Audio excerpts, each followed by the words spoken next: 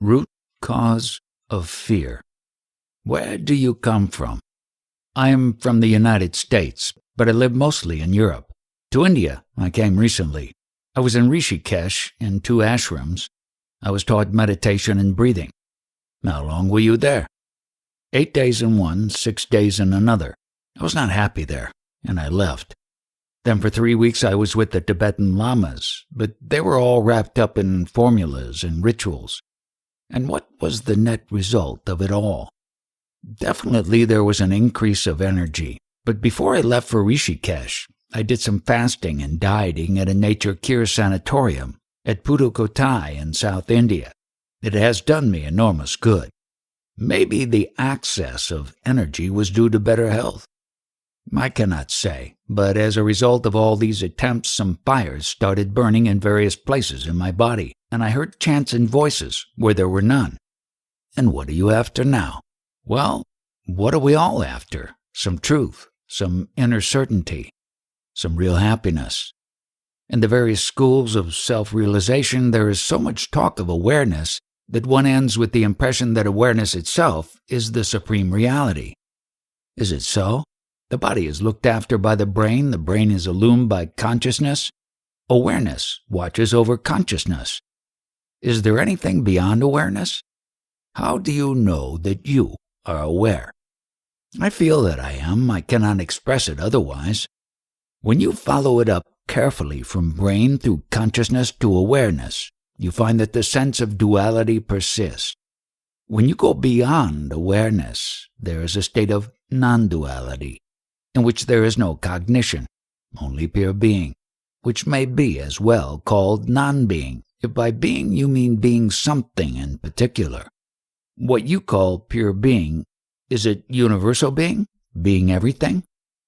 Everything implies a collection of particulars. In pure being, the very idea of the particular is absent.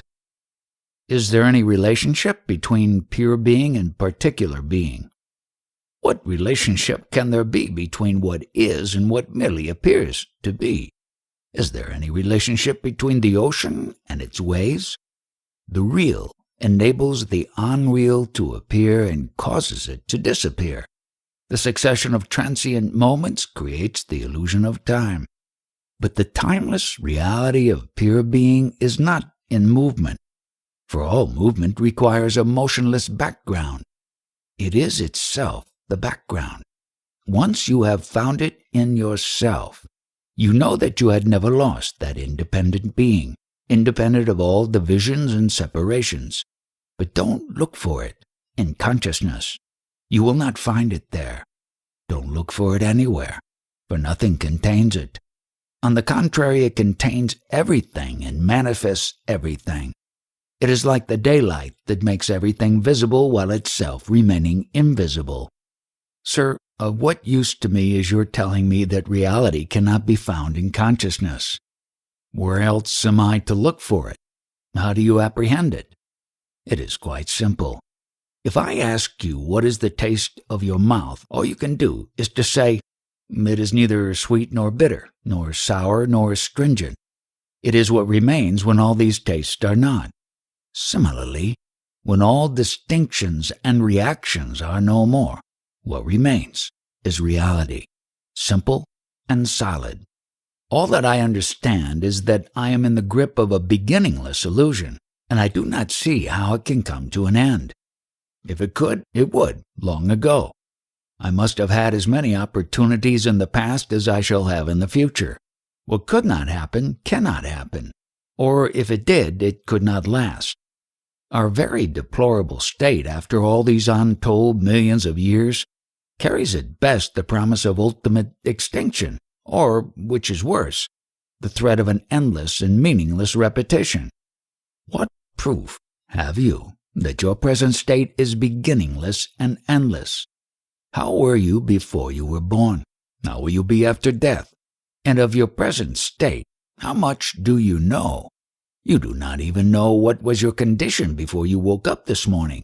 You only know a little of your present state, and from it you draw conclusions for all times and places. You may be just dreaming and imagining your dream to be eternal. Calling it a dream does not change the situation. I repeat my question. What hope is left, which the eternity behind me could not fulfill?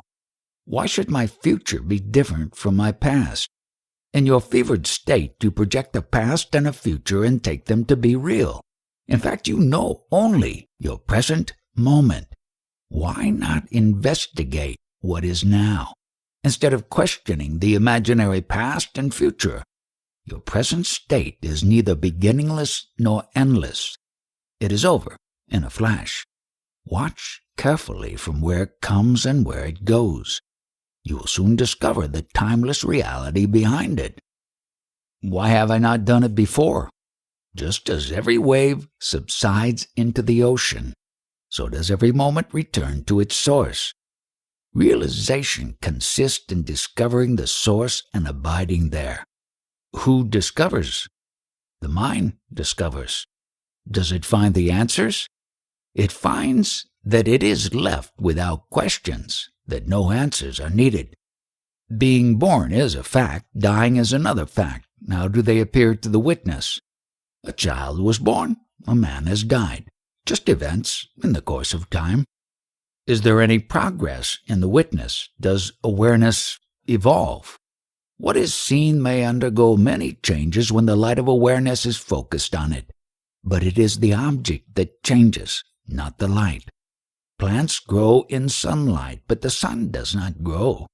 By themselves, both the body and the witness are motionless, but when brought together in the mind, both appear to move.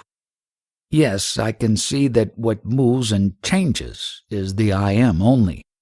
Is the I am needed at all? Who needs it? It is there, now. It has a beginning. It will have an end. What remains when the I am goes? What does not come and go remains. It is the ever-greedy mind that creates ideas of progress and evolution towards perfection. It disturbs and talks of order, destroys, and seeks security. Is there progress in destiny, in karma? Karma is only a store of unspent energies, of unfulfilled desires and fears not understood. The store is being constantly replenished by new desires and fears. It need not be so forever. Understand the root cause of your fears, estrangement from yourself, and of desires, the longing for the self, and your karma will dissolve like a dream. Between earth and heaven, life goes on. Nothing is affected, only bodies grow and decay. Between the person and the witness, what is the relation? There can be no relation between them because they are one. Don't separate, and don't look for relationship. If the seer and the seen are one, how did the separation occur? Fascinated by names and forms which are by their very nature distinct and diverse, you distinguish what is natural and separate what is one. The world is rich in diversity, but your feeling strange and frightened is due to misapprehension. It is the body that is in danger, not you. I can see that the basic biological anxiety, the flight instinct, takes many shapes and distorts my thoughts and feelings. But how did this anxiety come into being? It is a mental state caused by the I am the body idea. It can be removed by the contrary idea. I am not the body. Both ideas are false, but one removes the other. Realize that no ideas are your own. They all come to you from outside. You must think it all out for yourself. Become yourself the object of your meditation. The effort to understand yourself is yoga. Be a yogi. Give your life to it. Brood, wonder, search, till you come to the root of air, and to the truth beyond the air. In meditation, who meditates, the person or the witness? Meditation is a deliberate attempt to pierce into the higher states of consciousness and finally go beyond it.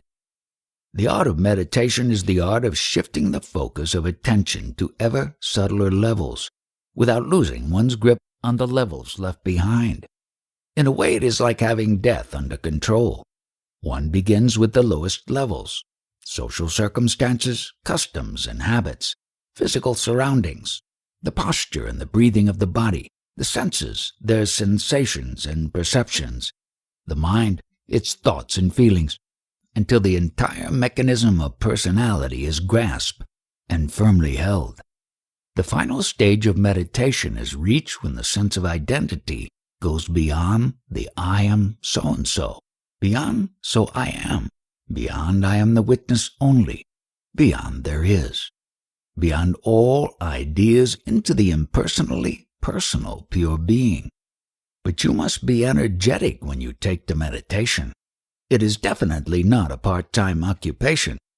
Limit your interests and activities to what is needed for you and your dependents' barest needs.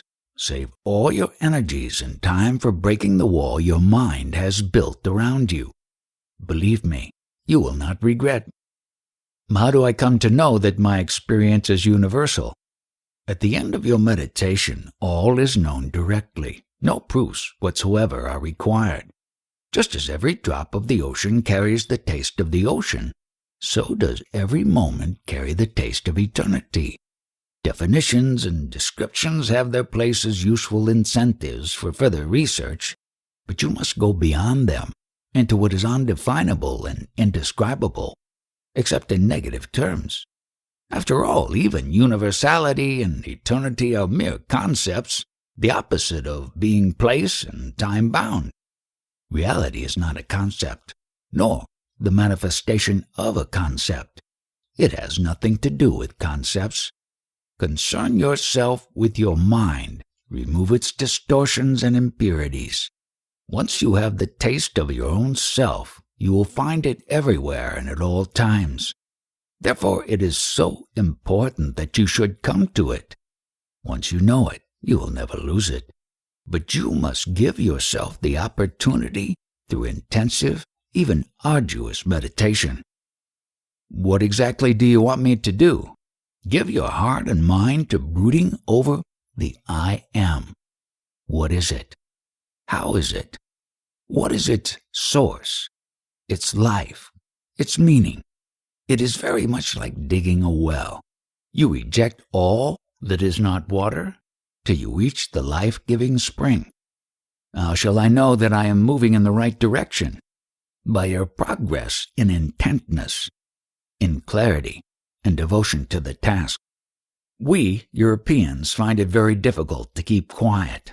The world is too much with us. Oh no, you are dreamers too. We differ only in the contents of our dreams. You are after perfection in the future. We are intent on finding it in the now. The limited only is perfectible. The unlimited is already perfect. You are perfect, only you don't know it. Learn to know yourself and you will discover wonders. All you need is already within you, only you must approach yourself with reverence and love. Self-condemnation and self-distrust are grievous errors. Your constant flight from pain and search for pleasure is a sign of love you bear for yourself. All I plead with you is this: make love of yourself perfect. Deny yourself nothing. Glue yourself infinity and eternity, and discover that you do not need them. You are beyond them. Absolute perfection is here and now. The war is on. What is your attitude to it? In some place or other, in some form or other, the war is always on. Was there a time when there was no war? Some say it is the will of God. Some say it is God's play. It is another way of saying that wars are inevitable and nobody is responsible. But what is your own attitude? Why impose attitudes on me? I have no attitude to call my own. Surely somebody is responsible for this horrible and senseless carnage. Why do people kill each other so readily? Search for the culprit within. The ideas of me and mine are at the root of all conflict. Be free of them, and you will be out of conflict. What of it that I am out of conflict? It will not affect the war. If I am the cause of war, I am ready to be destroyed, yet it stands to reason that the disappearance of 1,000 like me will not stop wars. They did not start with my birth, nor will they end with my death. I am not responsible. Who is? Strife and struggle are a part of existence. Why don't you inquire who is responsible for existence? Why do you say that existence and conflict are inseparable? Can there be no existence without strife? I need not fight others to be myself. You fight others all the time, for your survival is a separate body-mind, a particular name and form. To live, you must destroy. From the moment you were conceived, you started a war with your environment, a merciless war of mutual extermination, until death sets you free. My question remains unanswered. You are merely describing what I know, life and its sorrows. But who is responsible? You do not say. When I press you, you throw the blame on God or karma, or on my own greed and fear, which merely invites further questions. Give me the final answer. The final answer is this: nothing is. All is a momentary appearance in the field of universal consciousness. Continuity as name and form is a mental formation only, easy to dispel. I am asking about the immediate, the transitory, the appearance. Here is a picture of a child killed by soldiers. It is a fact, staring at you. You cannot deny it. Now, who is responsible for the death of the child? Nobody and everybody. The world is what it contains, and each thing affects all others. We all kill the child, and we all die with it. Every event has innumerable causes and produces numberless effects. It is useless to keep accounts. Nothing is traceable. Your people speak of karma and retribution. It is merely a gross approximation. In reality, we are all creators and creatures of each other, causing and bearing each other's burden. So the innocent suffers for the guilty. In our ignorance we are innocent, in our actions we are guilty. We sin without knowing, and suffer without understanding. Our only hope, to stop, to look, to understand, and to get out of the traps of memory. For memory feeds imagination, and imagination generates desire and fear. Why do I imagine at all? The light of consciousness passes through the film of memory and throws pictures on your brain. Because of the deficient and disordered state of your brain, what you perceive is distorted and colored by feelings of like and dislike. Make your thinking orderly and free from emotional overtones, and you will see people and things as they are with clarity and charity. The witness of birth, life, and death is one and the same. It is the witness of pain and of love. For while the existence in limitation and separation is sorrowful, we love it. We love it and hate it at the same time. We fight, we kill, we destroy life and property, and yet we are affectionate and self-sacrificing. We nurse the child tenderly and orphan it too. Our life is full of contradictions, yet we cling to it. This clinging is at the root of everything. Still, it is entirely superficial. We hold on to something or somebody with all our might, and the next moment we forget it. Like a child that shapes its mud pies and abandons them lightheartedly. Touch them, it will scream with anger. Divert the child, and he forgets them. For our life is now, and the love of it is now. We love variety, the play of pain and pleasure. We are fascinated by contrasts.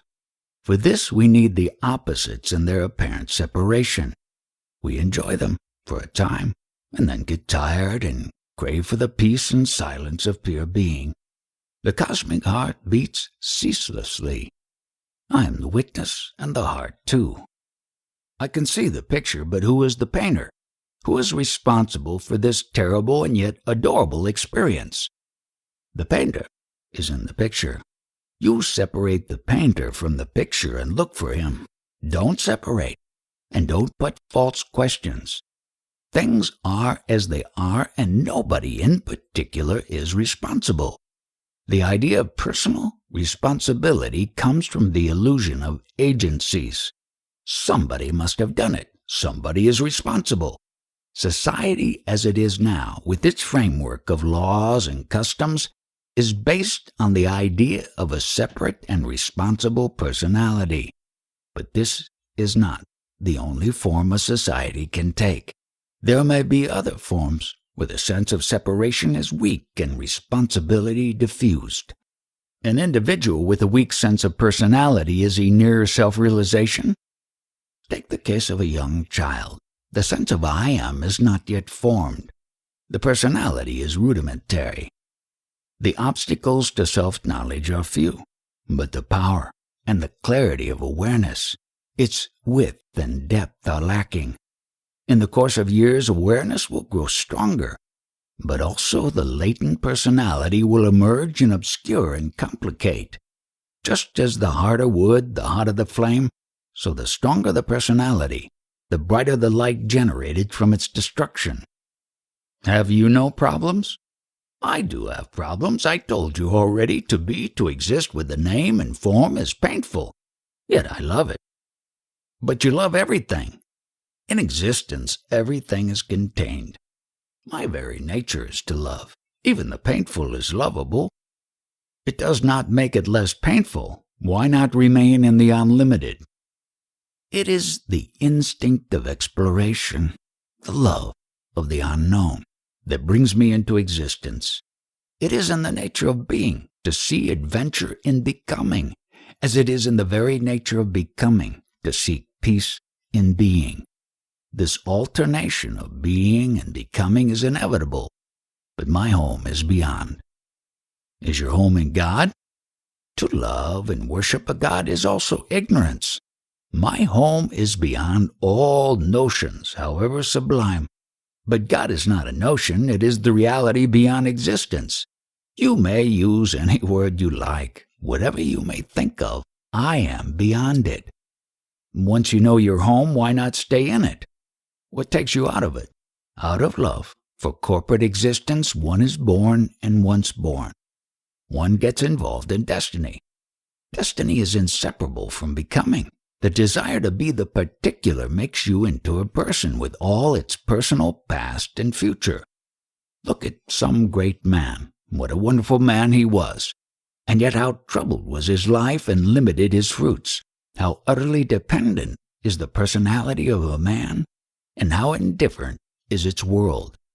And yet we love it and protect it for its very insignificance. The war is on and there is chaos, and you are being asked to take charge of a feeding center. You are given what is needed. It is only a question of getting through the job. Will you refuse it? To work or not to work is one and the same to me. I may take charge or may not. There may be others better endowed for such tasks than I am, professional caterers, for instance. But my attitude is different. I do not look at death as a calamity, as I do not rejoice at the birth of a child. The child is out for trouble, while the dead is out of it. Attachment to life is attachment to sorrow. We love what gives us pain. Such is our nature.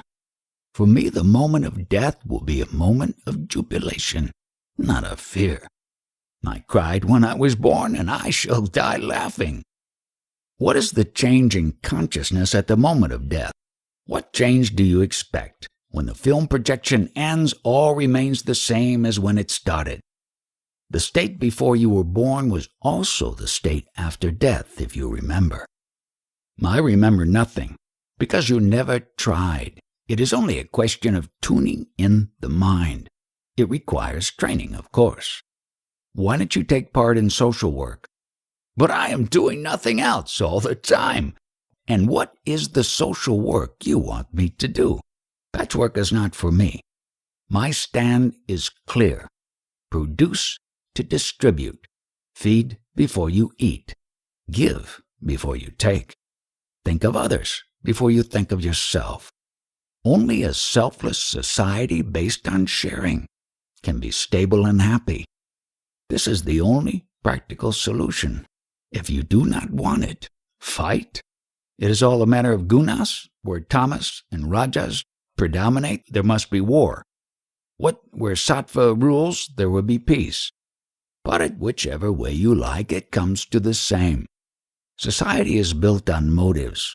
Put goodwill into the foundations and you will not need specialized social workers. The world is getting better. The world had all the time to get better, yet it did not. What hope is there for the future? Of course, there have been and will be periods of harmony and peace when sattva was in ascendance. But things get destroyed by their own perfection. A perfect society is necessarily static, and therefore it stagnates and decays. From the summit, all roads lead downwards. Societies are like people. They are born, they grow to some point of relative perfection, and then they decay and die. Is there not a state of absolute perfection which does not decay? Whatever has a beginning must have an end. In the timeless, all is perfect, here and now. But shall we reach the timeless in due course? In due course we shall come back to the starting point. Time cannot take us out of time, as space cannot take us out of space. All you get by waiting is more waiting. Absolute perfection is here and now, not in some future, near or far. The secret is in action, here and now. It is your behavior that blinds you to yourself. Disregard whatever you think yourself to be and act as if you were absolutely perfect, whatever your idea of perfection may be. All you need is courage. Where do I find such courage? In yourself, of course. Look within. Your grace will help. My grace is telling you now. Look within. All you need, you have. Use it. Behave as best you know. Do what you think you should. Don't be afraid of mistakes. You can always correct them. Only intentions matter. The shape things take is not within your power. The motives of your actions are. How can action, born from imperfection, lead to perfection? Action does not lead to perfection. Perfection is expressed in action. As long as you judge yourself by your expressions, give them utmost attention. When you realize your own being, your behavior will be perfect, spontaneously. If I am timelessly perfect, then why was I born at all? What is the purpose of life? It is like asking, what does it profit gold to be made into an ornament? The ornament gets the color and the beauty of gold. Gold is not enriched. Similarly, reality expressed in action makes the action meaningful and beautiful. What does the real gain through its expressions? What can it gain? Nothing whatsoever. But it is in the nature of love to express itself, to affirm itself, to overcome difficulties. Once you have understood that the world is love in action, you will look at it quite differently. But first your attitude to suffering must change. Suffering is primarily a call for attention, which itself is a movement of love. More than happiness, love wants growth, the widening and deepening of consciousness and being. Whatever prevents becomes a cause of pain, and love does not shirk from pain. Sattva, the energy that works for righteousness and orderly development, must not be thwarted. When obstructed, it turns against itself and becomes destructive. Whenever love is withheld and suffering allowed to spread, a war becomes inevitable. Our indifference to our neighbor's sorrow brings suffering to our door. The true guru. You were saying the other day that at the root of your realization was the trust in your guru. He assured you that you were already the absolute reality and there was nothing more to be done. You trusted him and left it at that, without straining, without striving. Now my question is, without trust in your guru, would you have realized? After all, what you are, whether your mind trusts or not. Would doubt obstruct the action of the Guru's words and make them inoperative? You have said it. They would have been made inoperative for a time. And what would happen to the energy or power in the Guru's words? It would remain latent, unmanifested. But the entire question is based on a misunderstanding. The master, the disciple, the love and trust between them, these are one fact, not so many independent facts. Each is a part of the other. Without love and trust, there would have been no guru, nor disciple, and no relationship between them. It is like pressing a switch to light an electric lamp. It is because the lamp, the wiring, the switch, the transformer, the transmission lines, and the powerhouse form a single whole that you get the light. Any one factor missing and there would be no light. You must not separate the inseparable. Words do not create facts. They either describe them or distort.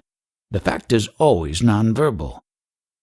I still do not understand, can the Guru's words remain unfulfilled, or will it invariably prove true? The words of a realized man never miss their purpose. They wait for the right conditions to arise, which may take some time, and this is natural, for there is a season for sowing and a season for harvesting. But the word of a guru is a seed that cannot perish. Of course, the guru must be a real one, who is beyond the body and the mind, beyond consciousness itself, beyond space and time, beyond duality and unity, beyond understanding and description. The good people who have read a lot and have a lot to say, they teach you many useful things. But they are not the real gurus whose words invariably come true. They also may tell you that you are the ultimate reality itself, but what of it? Nevertheless, if for some reason I happen to trust them and obey, shall I be the loser? If you are able to trust and obey, you will soon find your real guru, or rather, he will find you. Does every knower of the self become a guru, or can one be a knower of reality without being able to take others to it? If you know what you teach, you can teach what you know. Here, seership and teachership are one, but the absolute reality is beyond both. The self-styled gurus talk of ripeness and effort, of merits and achievements, of destiny and grace. All these are mere mental formations, projections of an addicted mind. Instead of helping, they obstruct. How can I make out whom to follow and whom to mistrust? Mistrust all until you are convinced. The true guru will never humiliate you, nor will he estrange you from yourself. He will constantly bring you back to the fact of your inherent perfection and encourage you to seek within. He knows you need nothing, not even him, and is never tired of reminding you. But the self-appointed guru is more concerned with himself than with his disciples. You said that reality is beyond the knowledge and the teaching of the real. Is not the knowledge of reality the supreme itself and teaching the proof of its attainment? The knowledge of the real or the self is a state of mind. Teaching another is a movement in duality. They concern the mind only. Sattva is a guna, all the same. What is real then? He who knows the mind as non-realized and realized, who knows ignorance and knowledge as states of mind. He is the real. When you are given diamonds mixed with gravel, you may either miss the diamonds or find them. It is the seeing that matters. Where is the greyness of the gravel and the beauty of the diamond? Without the power to see. The known is but a shape, and knowledge is but a name. The knower is but a state of mind. The real is beyond. Surely objective knowledge and ideas of things and self-knowledge are not one and the same thing. One needs a brain, the other does not. For the purpose of discussion, you can arrange words and give them meaning, but the fact remains that all knowledge is a form of ignorance. The most accurate map is yet only paper. All knowledge is in memory. It is only recognition, while reality is beyond the duality of the knower and the known. Then by what is reality known? How misleading is your language! You assume unconsciously that reality also is approachable through knowledge, and then you will bring in a knower of reality beyond reality. Do understand that to be, reality need not be known. Ignorance and knowledge are in the mind, not in the real. If there is no such thing as the knowledge of the real, how do I reach it? You need not reach out for what is already with you. Your very reaching out makes you miss it. Give up the idea that you have not found it and just let it come into the focus of direct perception, here and now, by removing all that is of the mind. When all that can go goes, what remains? Emptiness remains, awareness remains, pure light of the conscious being remains. It is like asking what remains of a room when all the furniture is removed. A most serviceable room remains, and when even the walls are pulled down, space remains. Beyond space and time is the here and the now of reality. Does the witness remain? As long as there is consciousness, its witness is also there. The two appear and disappear together. If the witness, too, is transient, why is he given so much importance? Just to break the spell of the known, the illusion that only the perceivable is real. Perception is primary, the witness secondary. This is the heart of the matter. As long as you believe that only the outer world is real, you remain its slave. To become free, your attention must be drawn to the I am, the witness. Of course, the knower and the known are one, not two. But to break the spell of the knower must be brought to the forefront. Neither is primary. Both are reflections in memory of the ineffable experience, ever new and ever now, untranslatable, quicker than the mind.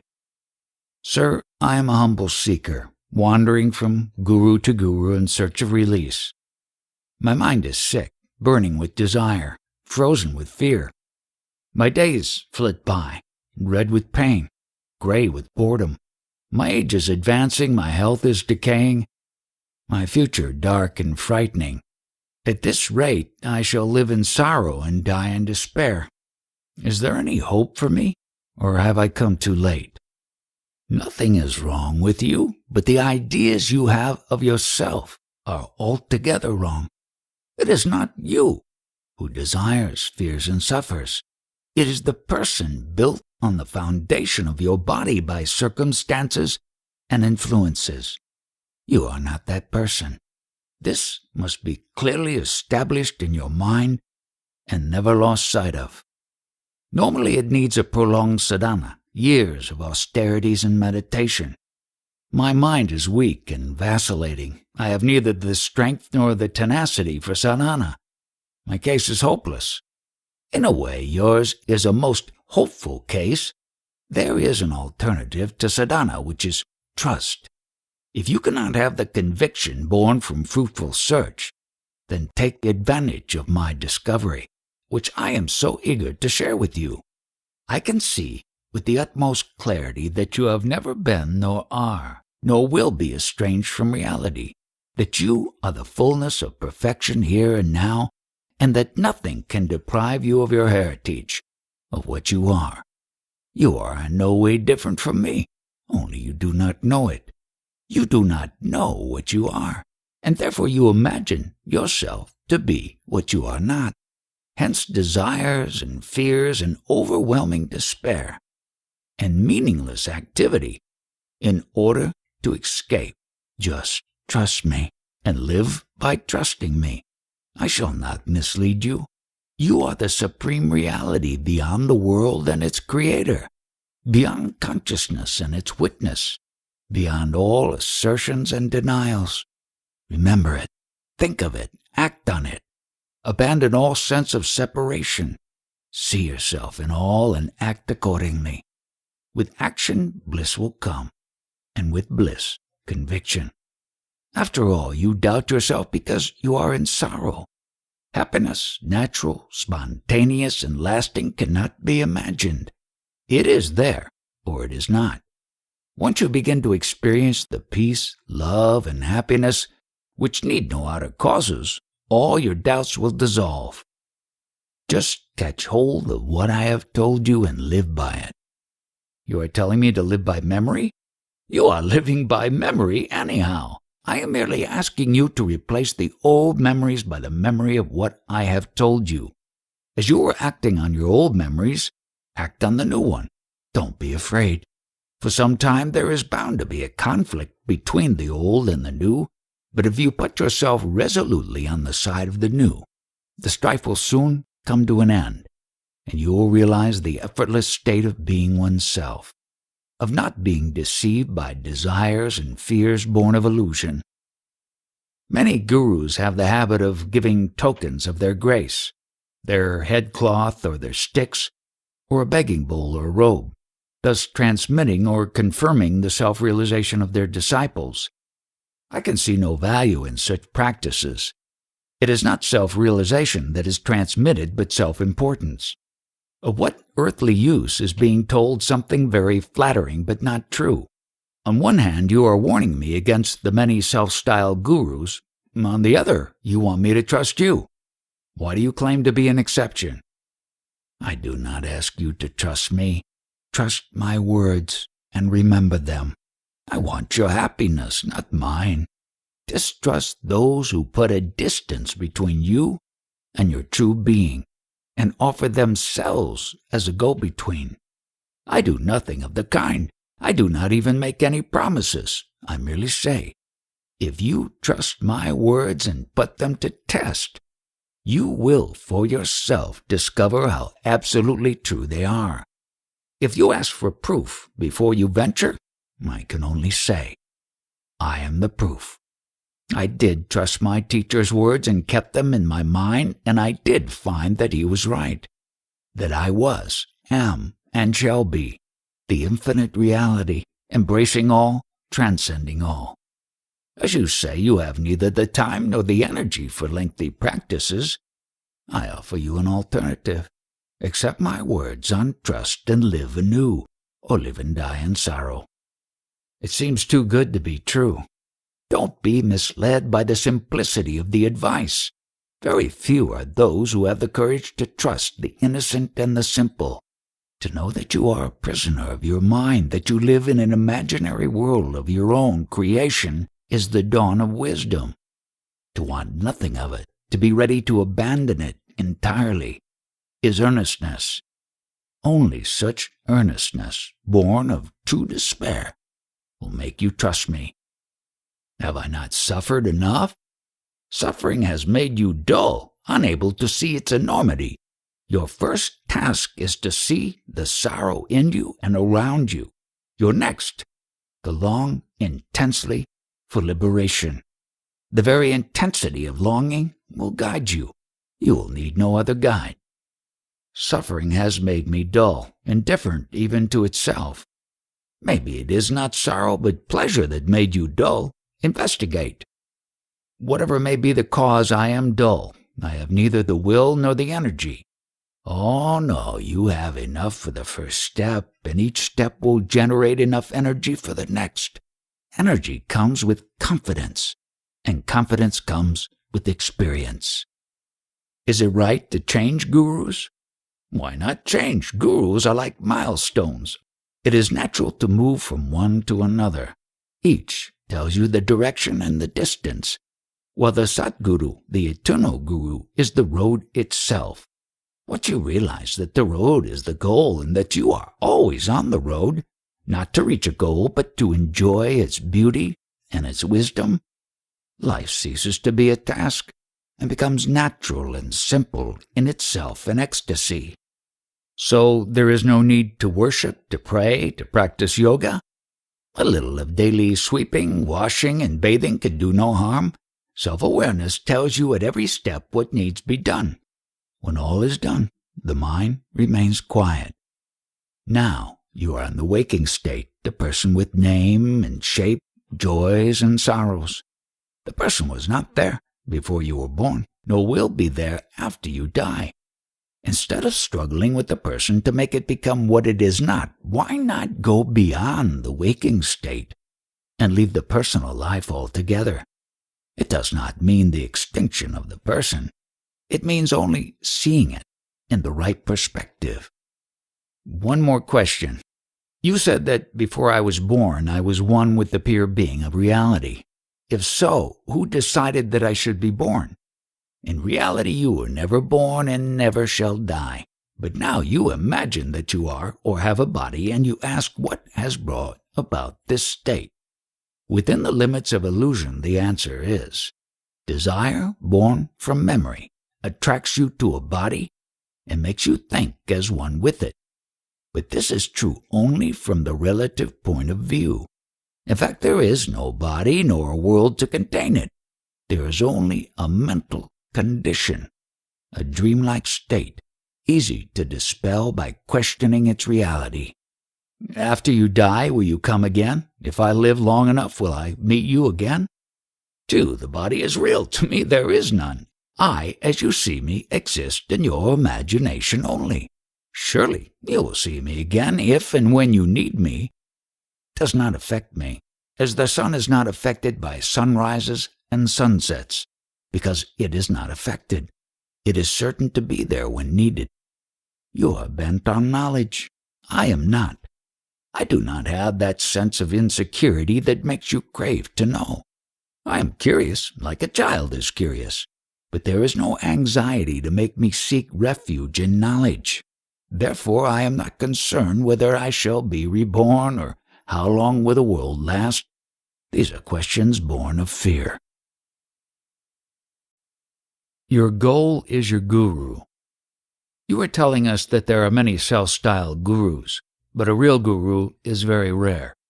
There are many jnani who imagine themselves realized, but all they have is book knowledge and a high opinion of themselves. Sometimes they impress, even fascinate, attract disciples, and make them waste their time in useless practices. After some years, when the disciple takes stock of himself, he finds no change. When he complains to his teacher, he gets the usual rebuke that he did not try hard enough. The blame is on the lack of faith and love in the heart of the disciple, while in reality the blame is on the guru, who had no business in accepting disciples and raising their hopes. How to protect oneself from such gurus? Why be so concerned with others? Whoever may be the guru, if he is pure of heart and acts in good faith, he will do his disciples no harm. If there is no progress, the fault lies with the disciples, their laziness and lack of self-control. On the other hand, if the disciple is earnest and applies himself intelligently and with zest to his sadhana, he is bound to meet a more qualified teacher who will take him further. Your question flows from 3 false assumptions: that one needs concern oneself with others, that one can evaluate another, and that the progress of the disciple is the task and responsibility of his guru.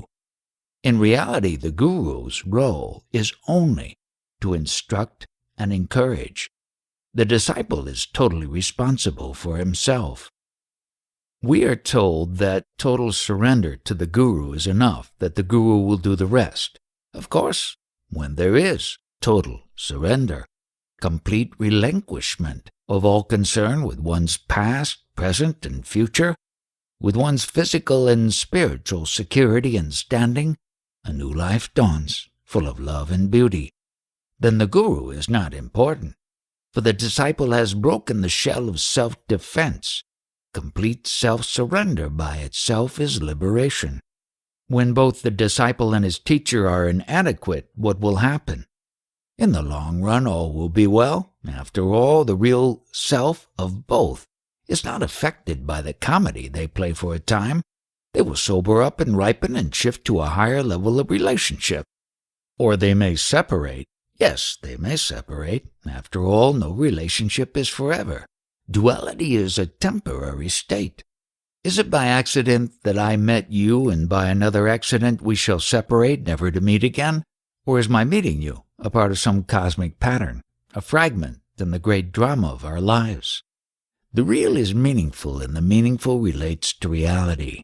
If our relationship is meaningful to you and me, it cannot be accidental. The future affects the present as much as the past. How can I make out who is a real saint and who is not? You cannot unless you have a clear insight into the heart of man. Appearances are deceptive. To see clearly, your mind must be pure and unattached. Unless you know yourself well, how can you know another? And when you know yourself, you are the other. Leave others alone for some time and examine yourself. There are so many things you do not know about yourself. What are you? Who are you? How did you come to be born? What are you doing now and why? Where are you going? What is the meaning and purpose of your life, your death, your future? Have you a past? Have you a future? How did you come to live in turmoil and sorrow while your entire being strives for happiness and peace? These are weighty matters, and have to be attended to first. You have no need nor time for finding who is a yoni and who is not. I must select my guru rightly. Be the right man, and the right guru will surely find you. You're not answering my question how to find the right guru. But I did answer your question. Do not look for a guru. Do not even think of one. Make your goal your guru. After all, the guru is but a means to an end, not the end in itself. He is not important. It is what you expect of him that matters to you. Now, what do you expect? By his grace I shall be made happy, powerful, and peaceful. What ambitions? How can a person limited in time and space, a mere body-mind, a gasp of pain between birth and death, be happy? The very conditions of it arising make happiness impossible. Peace, power, happiness, these are never personal states. Nobody can say, my peace, my power, because mine implies exclusivity, which is fragile and insecure. I know only my conditioned existence. There is nothing else. Surely you cannot say so. In deep sleep you are not conditioned. How ready and willing you are to go to sleep, how peaceful, free, and happy you are when asleep.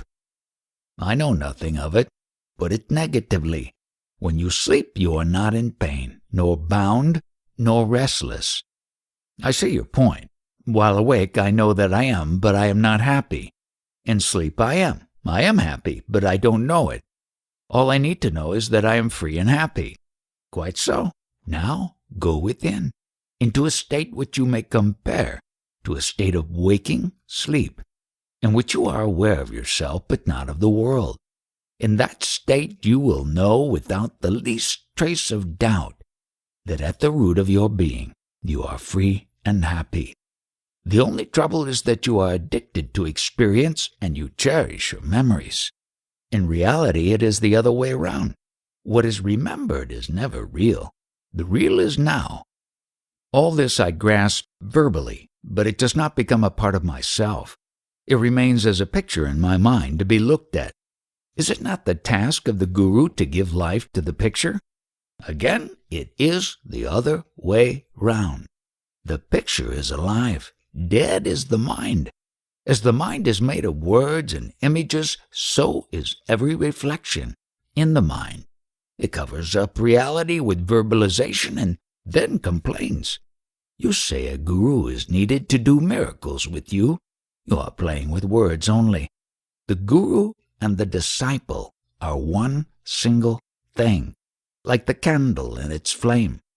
Unless the disciple is earnest, he cannot be called a disciple. Unless the guru is all love and self-giving, he cannot be called a guru. Only reality begets reality, not the false. I can see that I am false. Who will make me true? The very words you said will do it. The sentence, I can see that I am false, contains all you need for liberation. Ponder over it. Go into it deeply. Go to the root of it. It will operate. The power is in the word, not in the person. I do not grasp you fully. On one hand, you say a guru is needed. On the other, the guru can only give advice, but the effort is mine. Please state clearly, can one realize the self without a guru, or is the finding of a true guru essential? More essential is the finding of a true disciple. Believe me, a true disciple is very rare, for in no time he goes beyond the need for a guru by finding his own self. Don't waste your time on trying to make out whether the advice you get flows from knowledge only or from valid experience. Just follow it faithfully. Life will bring you another guru if another one is needed, or deprive you of all outer guidance and leave you to your own lights. It is very important to understand that it is the teaching that matters, not the person nor the guru. You get a letter that makes you laugh or cry. It is not the postman who does it. The guru only tells you the good news about your real self and shows you the way back to it. In a way, the guru is its messenger. There will be many messengers, but the message is one. Be what you are. Or you can put it differently. Until you realize yourself, you cannot know who is your real guru. When you realize, you will find that all the gurus you had have contributed to your awakening. Your realization is the proof that your guru was real. Therefore, take him as he is. Do what he tells you with earnestness and zeal, and trust your heart to warn you if anything goes wrong. If doubt sets in, don't fight it. Cling to what is doubtless and leave the doubtful alone. I have a guru and I love him very much, but whether he is my true guru, I know not. Watch yourself. If you see yourself changing, growing, it means you have found the right man. He may be beautiful, ugly, pleasant or unpleasant, flattering you or scolding. Nothing matters except the one crucial fact of inward growth. If you don't, well, he may be your friend, but not your guru. When I meet a European with some education and talk to him about a guru and his teachings, his reaction is, the man must be mad to teach such nonsense. What am I to tell him? Take him to himself. Show him how little he knows himself, how he takes the most absurd statements about himself for holy truth. He is told that he is the body, was born, will die, has parents, duties, learns to like what others like and fear what others fear. Totally a creature of heredity and society. He lives by memory and acts by habits. Ignorant of himself and his true interest, he pursues false aims and is always frustrated. His life and death are meaningless and painful, and there seems to be no way out.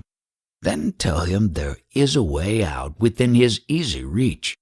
Not a conversion to another set of ideas, but a liberation from all ideas and patterns of living. Don't tell him about gurus and disciples. This way of thinking is not for him. His is an inner path. He is moved by an inner urge and guided by an inner light. Invite him to rebel, and he will respond. Do not try to impress on him that so-and-so is a realized man and can be accepted as a guru. As long as he does not trust himself, he cannot trust another, and confidence will come with experience. How strange! I cannot imagine life without a guru. It is a matter of temperament. You too are right, for you, singing, and the praises of God is enough. You need not desire realization or take up a sadhana. God's name is all the food you need. Live on it. This constant repetition of a few words, is it not a kind of madness? It is madness, but it is deliberate madness. All repetitiveness is tamas, but repeating the name of God is sattva tamas, due to its high purpose. Because of the presence of sattva, the tamas will wear out and will take the shape of complete dispassion, detachment, relinquishment, aloofness, immutability. Tamas becomes the firm foundation on which an integrated life can be lived. The immutable, does it die? It is changing that dies. The immutable neither lives nor dies. It is the timeless witness of life and death. You cannot call it dead, for it is aware, nor can you call it alive, for it does not change.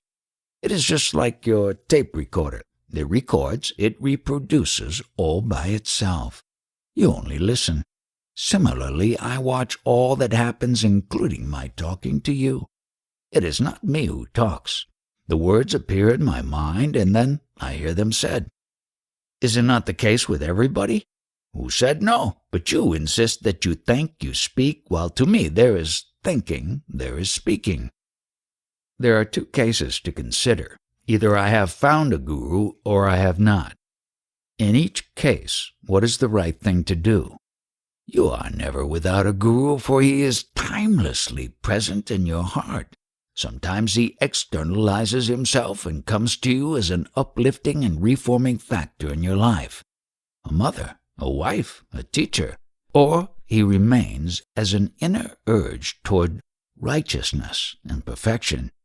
All you have to do is obey him and do what he tells you. What he wants you to do is simple. Learn self-awareness, self-control, self-surrender. It may seem arduous, but it is easy if you are earnest, and quite impossible if you are not. Earnestness is both necessary and sufficient. Everything yields to earnestness. What makes one earnest? Compassion is the foundation of earnestness. Compassion for yourself and others, born of suffering, your own and others. Must I suffer to be earnest? You need not, if you are sensitive and respond to the sufferings of others as Buddha did. But if you are callous and without pity, your own suffering will make you ask the inevitable questions. I find myself suffering, but not enough. Life is unpleasant, but bearable. My little pleasures compensate me for my small pains, and on the whole, I am better off than most of the people I know. I know that my condition is precarious, that a calamity can overtake me any moment. Must I wait for a crisis to put me on my way to truth? The moment you have seen how fragile is your condition, you are already alert. Now keep alert. Give attention. Inquire, investigate, discover your mistakes of mind and body and abandon them. Where's the energy to come from? I'm like a paralyzed man in a burning house. Even paralyzed people sometimes find their legs in a moment of danger. But you are not paralyzed, you merely imagine so. Make the first step, and you will be on your way. I feel my hold on the body is so strong that I just cannot give up the idea that I am the body. It will cling to me as long as the body lasts.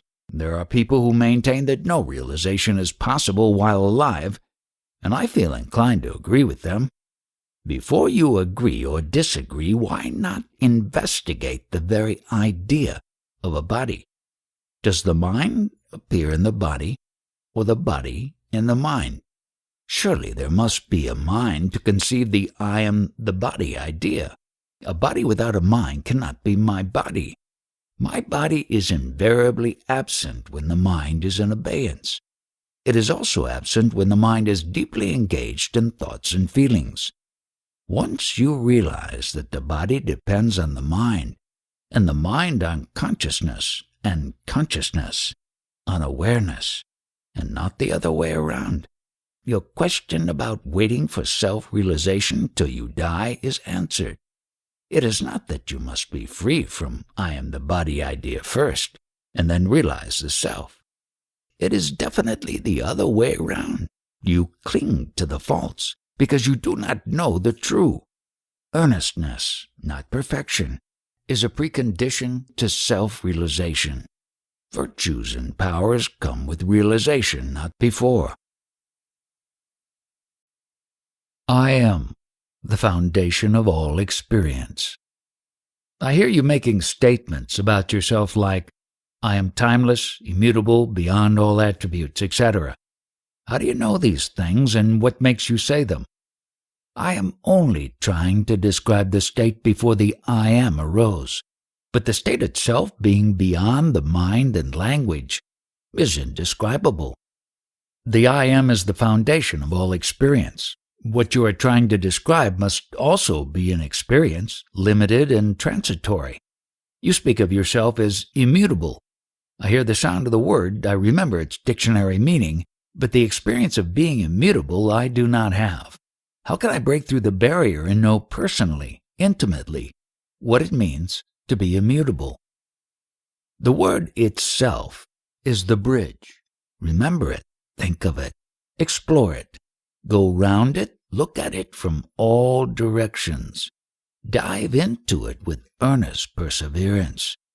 Endure all delays and disappointments till suddenly the mind turns round, away from the word, towards the reality beyond the word. It is like trying to find a person knowing his name only. The day comes when your inquiries bring you to him, and the name becomes reality. Words are valuable, for between the word and its meaning, there is a link, and if one investigates the word assiduously, one crosses beyond the concept into the experience at the root of it. As a matter of fact, such repeated attempts to go beyond the words is called meditation. Sadhana is but a persistent attempt to cross over from the verbal to the nonverbal. The task seems hopeless until suddenly all becomes clear and simple and so wonderfully easy. But as long as you are interested in your present way of living, you will shirk from the final leap into the unknown. Why should the unknown interest me? Of what use is the unknown? Of no use whatsoever. But it is worthwhile to know what keeps you within the narrow confines of the known. It is the full and correct knowledge of the known that takes you to the unknown. You cannot think of it in terms of uses and advantages. To be quite detached beyond the reach of all self-concern, all selfish consideration, is an inescapable condition of liberation. You may call it death. To me it is living at its most meaningful and intense. For I am one with life in its totality and fullness, intensity, meaningfulness, harmony. What more do you want? Nothing more is needed, of course, but you are talking of the knowable. Of the unknowable only silence talks. The mind can talk only of what it knows. If you diligently investigate the knowable, it dissolves and only the unknowable remains. But with the first flicker of imagination and interest, the unknowable is obscured, and the known comes to the forefront. The known, the changeable, is what you live with. The unchangeable is of no use to you. It is only when you are satiated with the changeable and long for the unchangeable that you are ready for the turning round and stepping into what can be described, when seen from the level of the mind, as emptiness and darkness. For the mind craves for content and variety, while reality is, to the mind, contentless and invariable. It looks like death to me. It is. It is also all-pervading, all-conquering, intense, beyond words. No ordinary brain can stand it without being shattered. Hence the absolute need for sadhana. Purity of body and clarity of mind, nonviolence and selflessness in life are essential for survival as an intelligent and spiritual entity. Are there entities in reality? Identity is reality. Reality is identity. Reality is not shapeless mass, a wordless chaos. It is powerful, aware, blissful. Compared to it, your life is like a candle to the sun. By the grace of God and your teachers, you lost all desire and fear and reached the immovable state. My question is simple. How do you know that your state is immovable? Only the changeable can be thought of and talked about. The unchangeable can only be realized in silence. Once realized, it will deeply affect the changeable, itself remaining unaffected. How do you know that you are the witness? I do not know. I am. I am, because to be, everything must be witnessed. Existence can also be accepted on hearsay. Still, finally you come to the need of a direct witness. Witnessing, if not personal and actual, must at least be possible and feasible. Direct experience is the final proof. Experience may be faulty and misleading, quite, but not the fact of an experience. Whatever may be the experience, true or false, the fact of an experience taking place cannot be denied. It is its own proof. Watch yourself closely, and you will see that whatever be the content of consciousness, the witnessing of it does not depend on the content. Awareness is itself and does not change with the event. The event may be pleasant or unpleasant, minor or important. Awareness is the same. Take note of the peculiar nature of pure awareness, its natural self-identity, without the least trace of self-consciousness, and go to the root of it, and you will soon realize that awareness is your true nature, and nothing you may be aware of you can call your own. Is not consciousness and its content one and the same? Consciousness is like a cloud in the sky, and the water drops are the content. The cloud needs the sun to become visible, and consciousness needs being, focus, and awareness. Is not awareness a form of consciousness? When the content is viewed without likes and dislikes, the consciousness of it is awareness. But still there is a difference between awareness as reflected in consciousness and pure awareness beyond consciousness. Reflected awareness, the sense I am aware, is the witness, while pure awareness is the essence of reality. Reflection of the sun and a drop of water is the reflection of the sun, no doubt, but not the sun itself. Between awareness reflected in consciousness as the witness and pure awareness, there is a gap which the mind cannot cross. Does it not depend on the way you look at it? The mind says there is a difference. The heart says there is none. Of course there is no difference. The real sees the real in the unreal. It is the mind that creates the unreal, and it is the mind that sees the false as false. I understood that the experience of the real follows seeing the false as false. There is no such thing as the experience of the real. The real is beyond experience. All experience is in the mind. You know the real by being real. If the real is beyond words and mind, why do we talk so much about it? For the joy of it, of course. The real is bliss supreme. Even to talk of it is happiness. I hear you talking of the unshakable and blissful. What is in your mind when you use these words? There is nothing in my mind. As you hear the words, so do I hear them. The power that makes everything happen makes them also happen. But you are speaking, not me. That is how it appears to you. As I see it, two body minds exchange symbolic noises. In reality, nothing happens.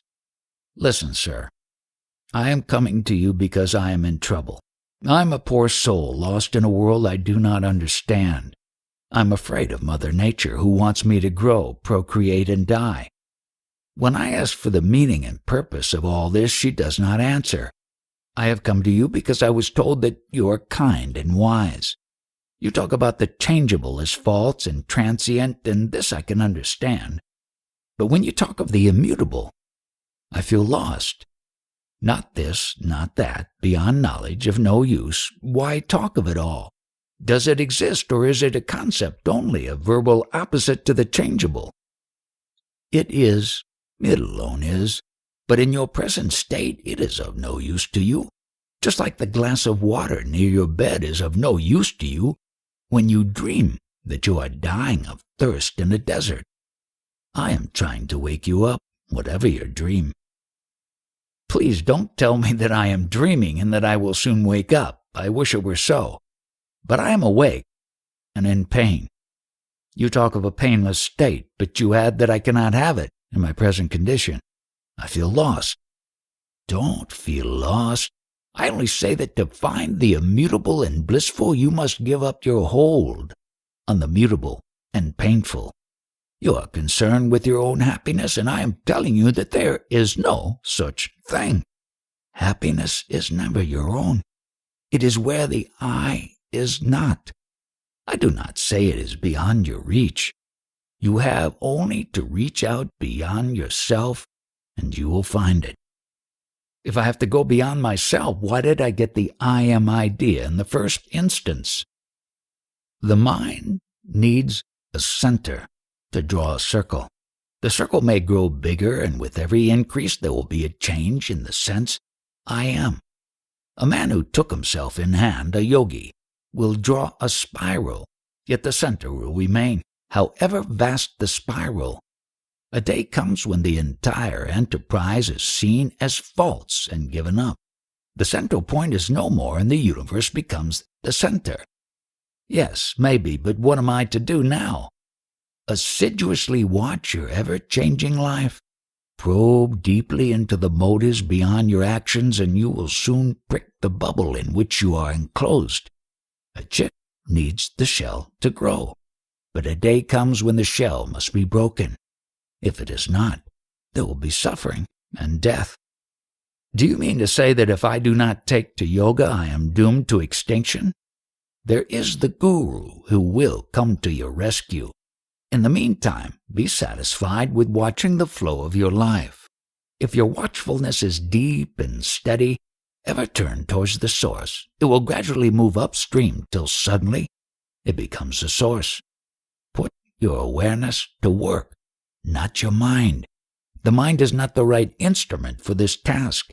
The timeless can be reached only by the timeless. Your body and mind are both subject to time. Only awareness is timeless, even in the now. In awareness you are facing facts, and reality is fond of facts. You rely entirely on my awareness to take me over and not on the Guru and God? God gives the body and the mind, and the Guru shows the way to use them. But returning to the source is your own task. God has created me. He will look after me. There are innumerable gods, each in his own universe. They create and recreate eternally. Are you going to wait for them to save you? What you need for salvation is already within your reach. Use it. Investigate what you know to its very end, and you'll reach the unknown layers of your being. Go further, and the unexpected will explode in you and shatter all. Does it mean death? It means life, at last. The unknown is the home of the real. Who is the Guru, and who is the Supreme Guru? All that happens in your consciousness is your Guru, and pure awareness beyond consciousness is the Supreme Guru. My Guru is Sri Babaji. What is your opinion of him? What a question to ask! The space in Bombay is asked what is its opinion of the space in Pune. The names differ, but not the space. The word Babaji is merely as address. Who lives under the address? You ask questions when you are in trouble. Enquire who is giving trouble and to whom. I understand everybody is under the obligation to realize. Is it his duty or his destiny? Realization is of the fact that you are not a person. Therefore, it cannot be the duty of the person whose destiny is to disappear. Its destiny is the duty of him who imagines himself to be the person. Find out who he is, and the imagined person will dissolve. Freedom is from something. What are you to be free from? Obviously, you must be free from the person you take yourself to be, for it is the idea you have of yourself that keeps you in bondage. How is the person removed? By determination. Understand that it must go and wish it to go. It shall go if you are earnest about it. Somebody, anybody, will tell you that you are pure consciousness, not a body-mind. Accept it as a possibility and investigate earnestly. You may discover that it is not so, that you are not a person bound in space and time. Think of the difference it would make. If I am not a person, then what am I? Wet cloth looks, feels, smells differently as long as it is wet. When dry, it is again the normal cloth. Water has left it, and who can make out that it was wet? Your real nature is not like what you appear to be. Give up the idea of being a person. That is all. You need not become what you are anyhow. There is the identity of what you are, and there is the person superimposed on it. All you know is the person, the identity, which is not a person. You do not know, for you never doubted, never asked yourself the crucial question, who am I? The identity is the witness of the person, and sadhana consists in shifting the emphasis from the superficial and changeful person to the immutable and ever-present witness. How is it that the question, who am I, attracts me little? I prefer to spend my time in the sweet company of saints. Abiding in your own being is also holy company. If you have no problem of suffering and release from suffering, you will not find the energy and persistence needed for self-inquiry. You cannot manufacture a crisis. It must be genuine. How does a genuine crisis happen? It happens every moment, but you are not alert enough. A shadow on your neighbor's face. The immense and all-pervading sorrow of existence is a constant factor in your life, but you refuse to take notice. You suffer and see others suffer, but you don't respond. What you say is true, but what can I do about it? Such indeed is the situation. My helplessness and dullness are a part of it. Good enough. Look at yourself steadily. It is enough. The door that locks you in is also the door that lets you out. The I am is the door. Stay at it until it opens. As a matter of fact, it is open, only you are not at it. You are waiting at the non-existent painted doors which will never open.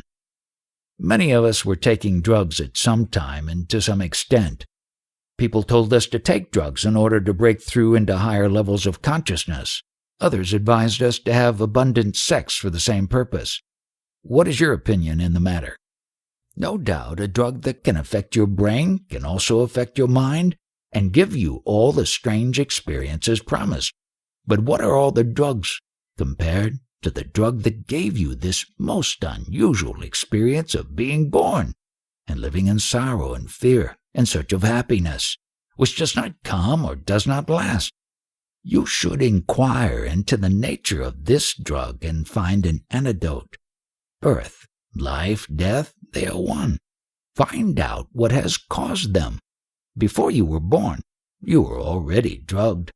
What kind of drug was it? You may cure yourself of all diseases, but if you are still under the influence of the primordial drug, of what use are the superficial cures? Is it not karma that causes rebirth? You may change the name, but the fact remains. What is the drug which you call karma or destiny? It made you believe yourself to be what you are not. What is it, and can you be free of it?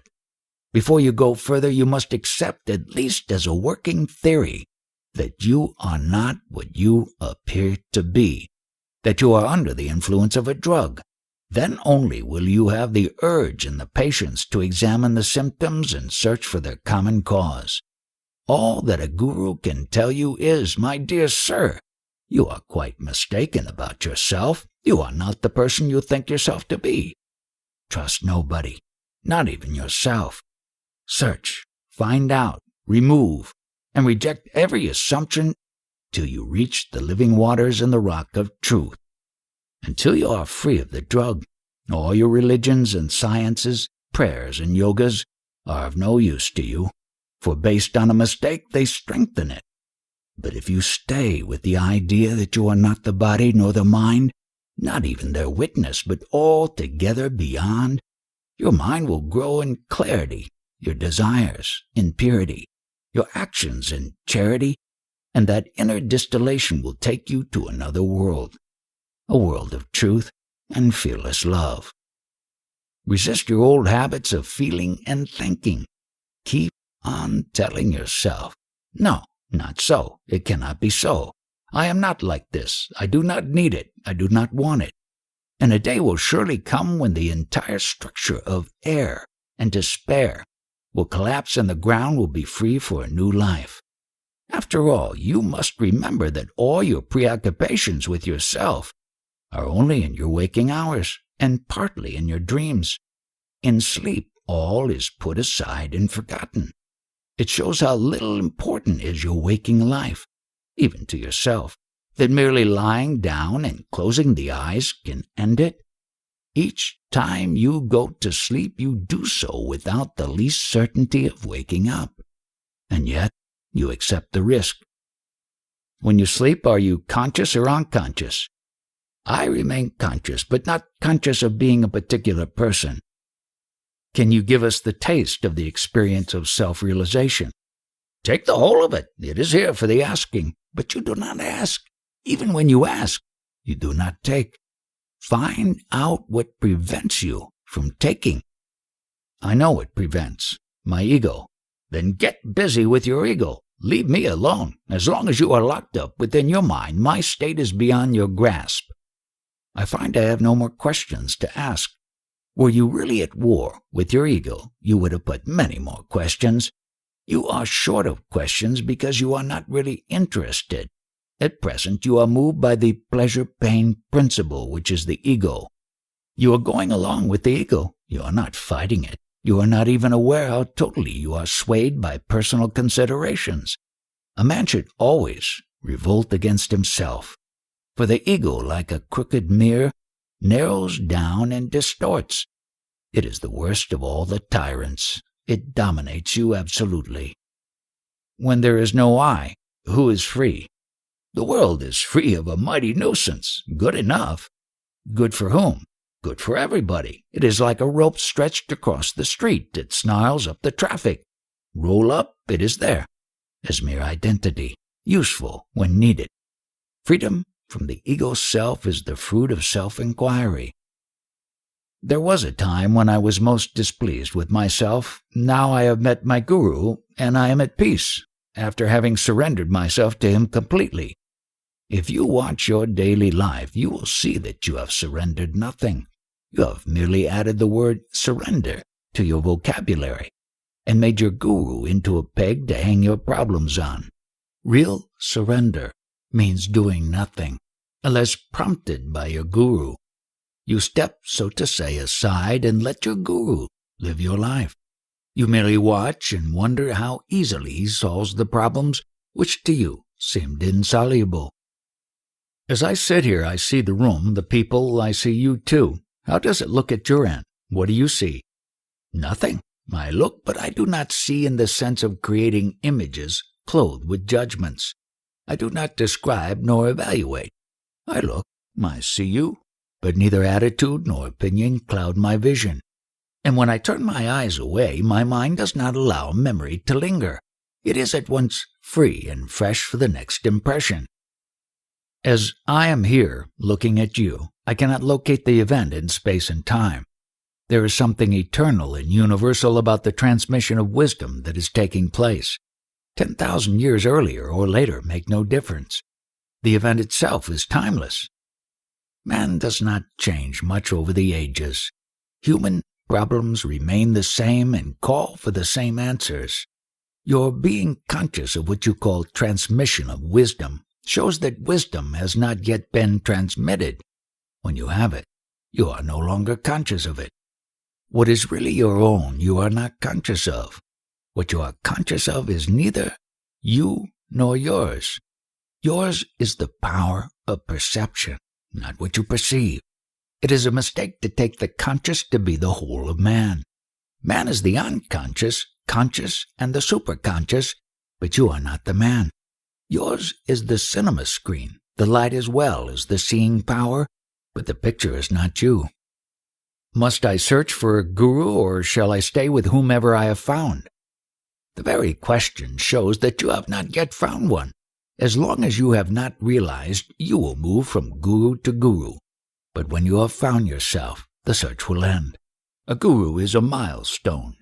When you are on the move, you pass so many milestones. When you have reached your destination, it is the last alone that mattered. In reality, all mattered at their own time, and none matters now. You seem to give no importance to the guru.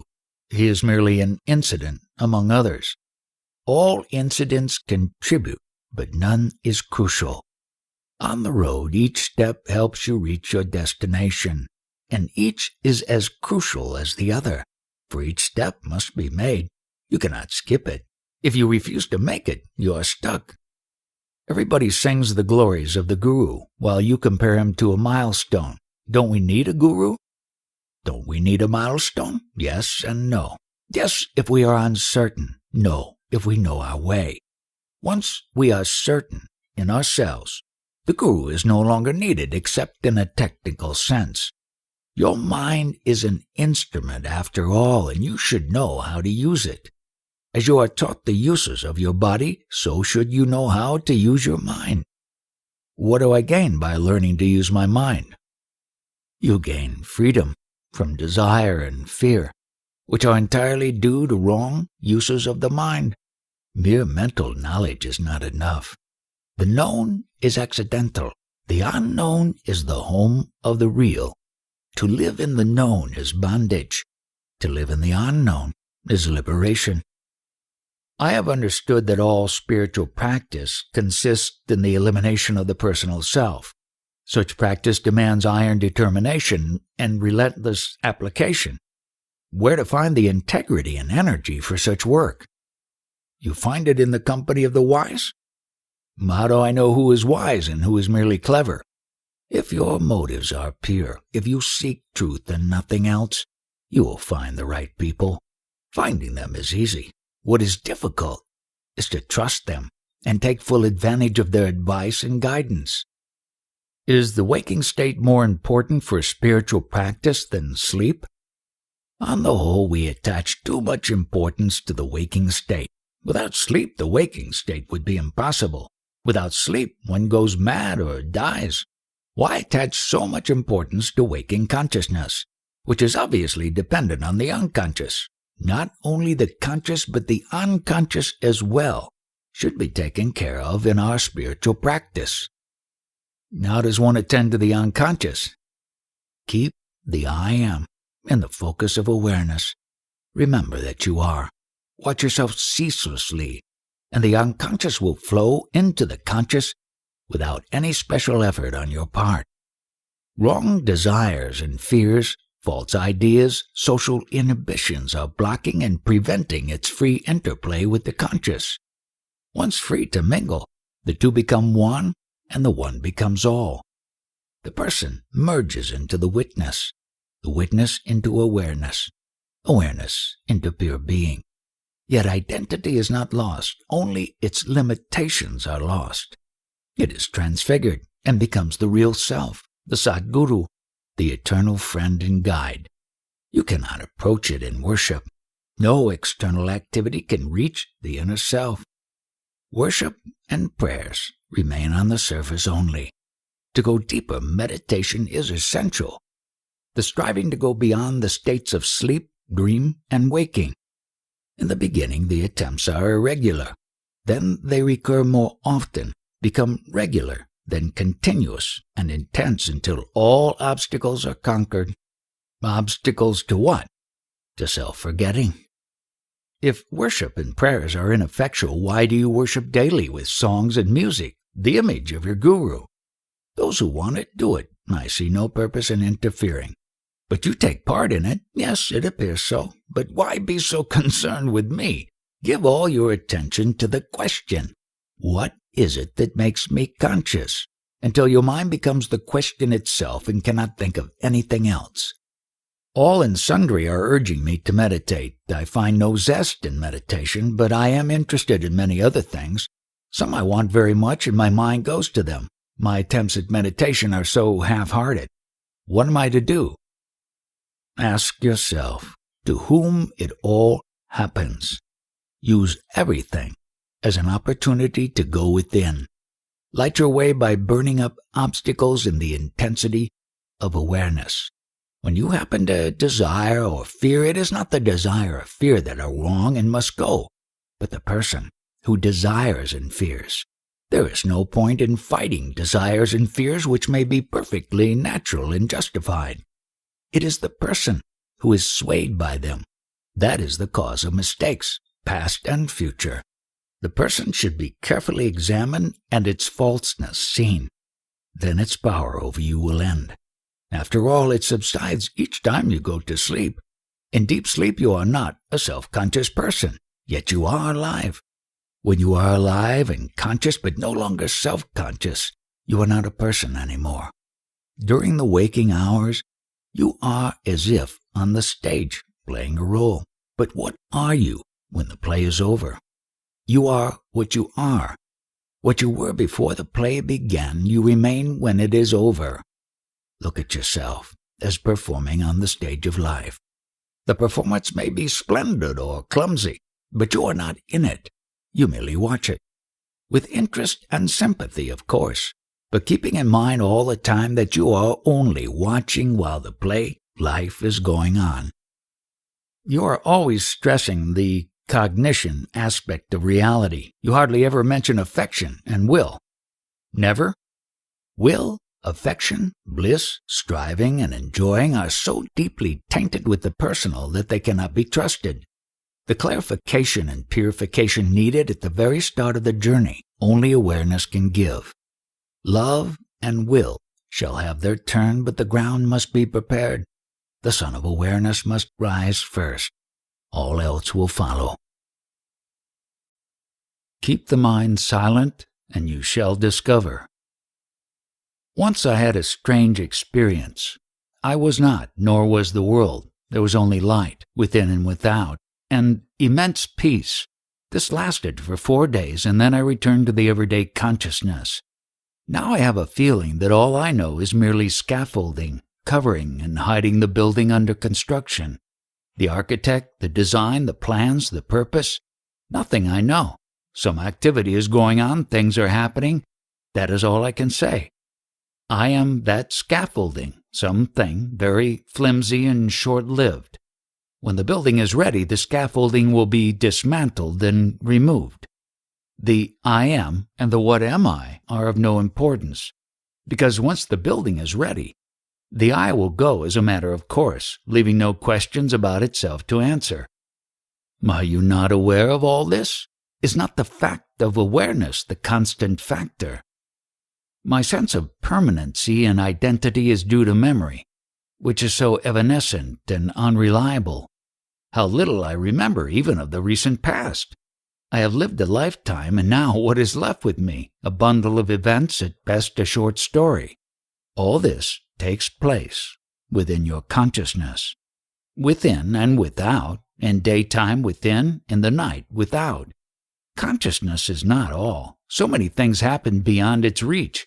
To say that what I am not conscious of does not exist is altogether wrong. What you say is logical, but actually you know only what is in your consciousness. What you claim exists outside conscious experience is inferred. It may be inferred, and yet it is more real than the sensory. Be careful. The moment you start talking, you create a verbal universe.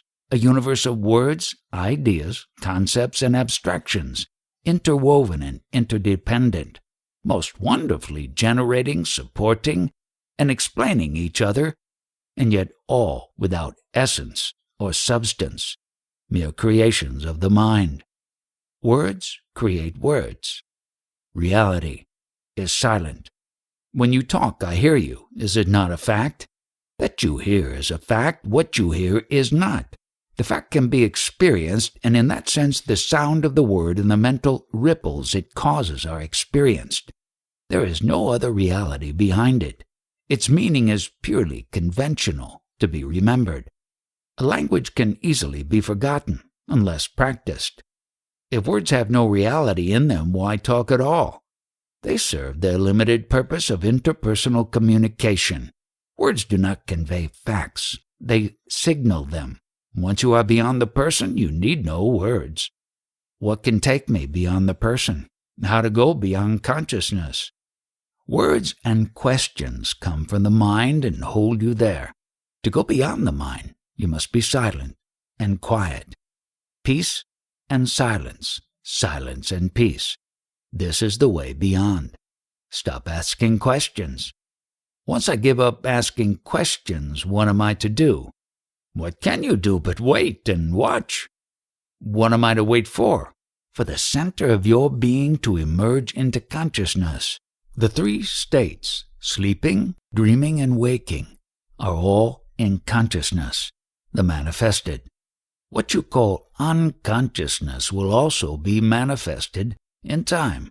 Beyond consciousness altogether lies the unmanifested, and beyond all and pervading all is the heart of being which beats steadily. Manifested, unmanifested, manifested, unmanifested, saguna, nirguna. On the verbal level it sounds all right. I can visualize myself as the seat of being appointing consciousness with my sense I am, pulsating, appearing and disappearing alternately. But what am I to do to realize it as a fact, to go beyond into the changeless, wordless reality? You can do nothing. What time has brought about, time will take away. Why then all the exhortations to practice yoga and seek reality? They make me feel empowered and responsible, while in fact it is time that does it all. This is the end of yoga, to realize independence. All that happens, happens in and to the mind, not to the source of the I am. Once you realize that all happens by itself, call it destiny or the will of God or mere accident, you remain as witness only, understanding and enjoying, but not perturbed. If I cease trusting words altogether, what will be my condition? There is a season for trusting and for distrusting. Let the seasons do their work. Why worry? Somehow I feel responsible for what happens around me. You are responsible only for what you can change. All you can change is only your own attitude. There lies your responsibility. You are advising me to remain indifferent to the sorrows of others? It is not that you are indifferent. All the sufferings of mankind do not prevent you from enjoying your next meal. The witness is not indifferent. He is the fullness of understanding and compassion. Only as the witness can you help another. All my life I was fed on words. The number of words I have heard and read go into the billions. Did it benefit me? Not at all. The mind shapes the language, and the language shapes the mind. Both are tools. Use them, but don't misuse them. Words can bring you only unto their own limit. To go beyond, you must abandon them. Remain as the silent witness only. How can I? The world disturbs me greatly. It is because you think yourself big enough to be affected by the world. It is not so. You are so small that nothing can pin you down. It is your mind that gets caught, not you. Know yourself as you are, a mere point in consciousness, dimensionless and timeless. You are like the point of a pencil. By mere contact with you, the mind draws its picture of the world. You are single and simple. The picture is complex and extensive. Don't be misled by the picture. Remain aware of the tiny point, which is everywhere in the picture. What is can cease to be. What is not can come to be. But what neither is nor is not, but on which being and non-being depend, is unassailable. Know yourself to be the cause of desire and fear, itself free from both. How am I the cause of fear? All depends on you. It is by your consent that the world exists. Withdraw your belief in its reality, and it will dissolve like a dream. Time can bring down mountains. Much more you, who are the timeless source of time. For without memory and expectation, there can be no time. Is the I am the ultimate? Before you can say I am, you must be there to say it. Being need not be self-conscious. You need not know to be, but you must be to know. Sir, I am getting drowned in a sea of words. I can see that all depends on how the words are put together, but there must be somebody to put them together, meaningfully. By drawing words at random, the Ramayana, Mahabharata, and Bhagavata could never be produced. The theory of accidental emergence is not tenable. The origin of the meaningful must be beyond it. What is the power that creates order out of chaos? Living is more than being, and consciousness is more than living. Who is the conscious living being? Your question contains the answer. A conscious living being is a conscious living being. The words are most appropriate, but you do not grasp their full import. Go deep into the meaning of the words. Being, living, conscious. And you will stop running in circles asking questions but missing answers. Do understand that you cannot ask a valid question about yourself because you do not know whom you are asking about. In the question, "Who am I?" the I is not known, and the question can be worded as, "I do not know what I mean by I." What you are, you must find out. I can only tell you what you are not. You are not of the world. You are not even in the world. The world is not. You alone are. You create the world in your imagination like a dream. As you cannot separate the dream from yourself, so you cannot have an outer world independent of yourself. You are independent, not the world. Don't be afraid of a world you yourself have created. Cease from looking for happiness and reality in a dream, and you will wake up. You need not know why and how. There is no end to questions. Abandon all desires. Keep your mind silent, then you shall discover. Knowledge by the mind is not true knowledge. Do you experience the three states of waking, dreaming, and sleeping just as we do, or otherwise? All the three states are sleep to me. My waking state is beyond them. As I look at you, you all seem asleep, dreaming up words of your own. I am aware, for I imagine nothing. It is not samadhi which is a kind of sleep. It is just a state unaffected by the mind, free from the past and future. In your case, it is distorted by desire and fear, by memories and hopes. In mine, it is as it is, normal. To be a person is to be asleep. Between the body and pure awareness stands the inner organ, antakarana, the subtle body, the mental body, whatever the name. Just as a whirling mirror converts sunlight into a manifold pattern of streaks and colors, so does the subtle body convert the simple light of the shining self into a diversified world. Thus I have understood your teaching. What I cannot grasp is how did this subtle body arise in the first instance? It is created with the emergence of the I Am idea. The two are one. How did the I Am appear? In your world, everything must have a beginning and an end. If it does not, you call it eternal. In my view, there is no such thing as beginning or end. These are all related to time. Timeless being is entirely in the now. The antakarana, or the subtle body, is it real or unreal? It is momentary. Real when present, unreal when over. What kind of reality? Is it momentary? Call it empirical or actual or factual. It is the reality of immediate experience, here and now, which cannot be denied. You can question the description and the meaning, but not the event itself.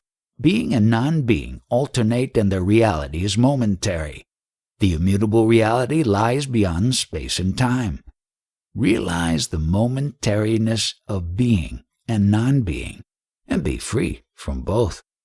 Things may be transient, yet they are very much with us in endless repetition.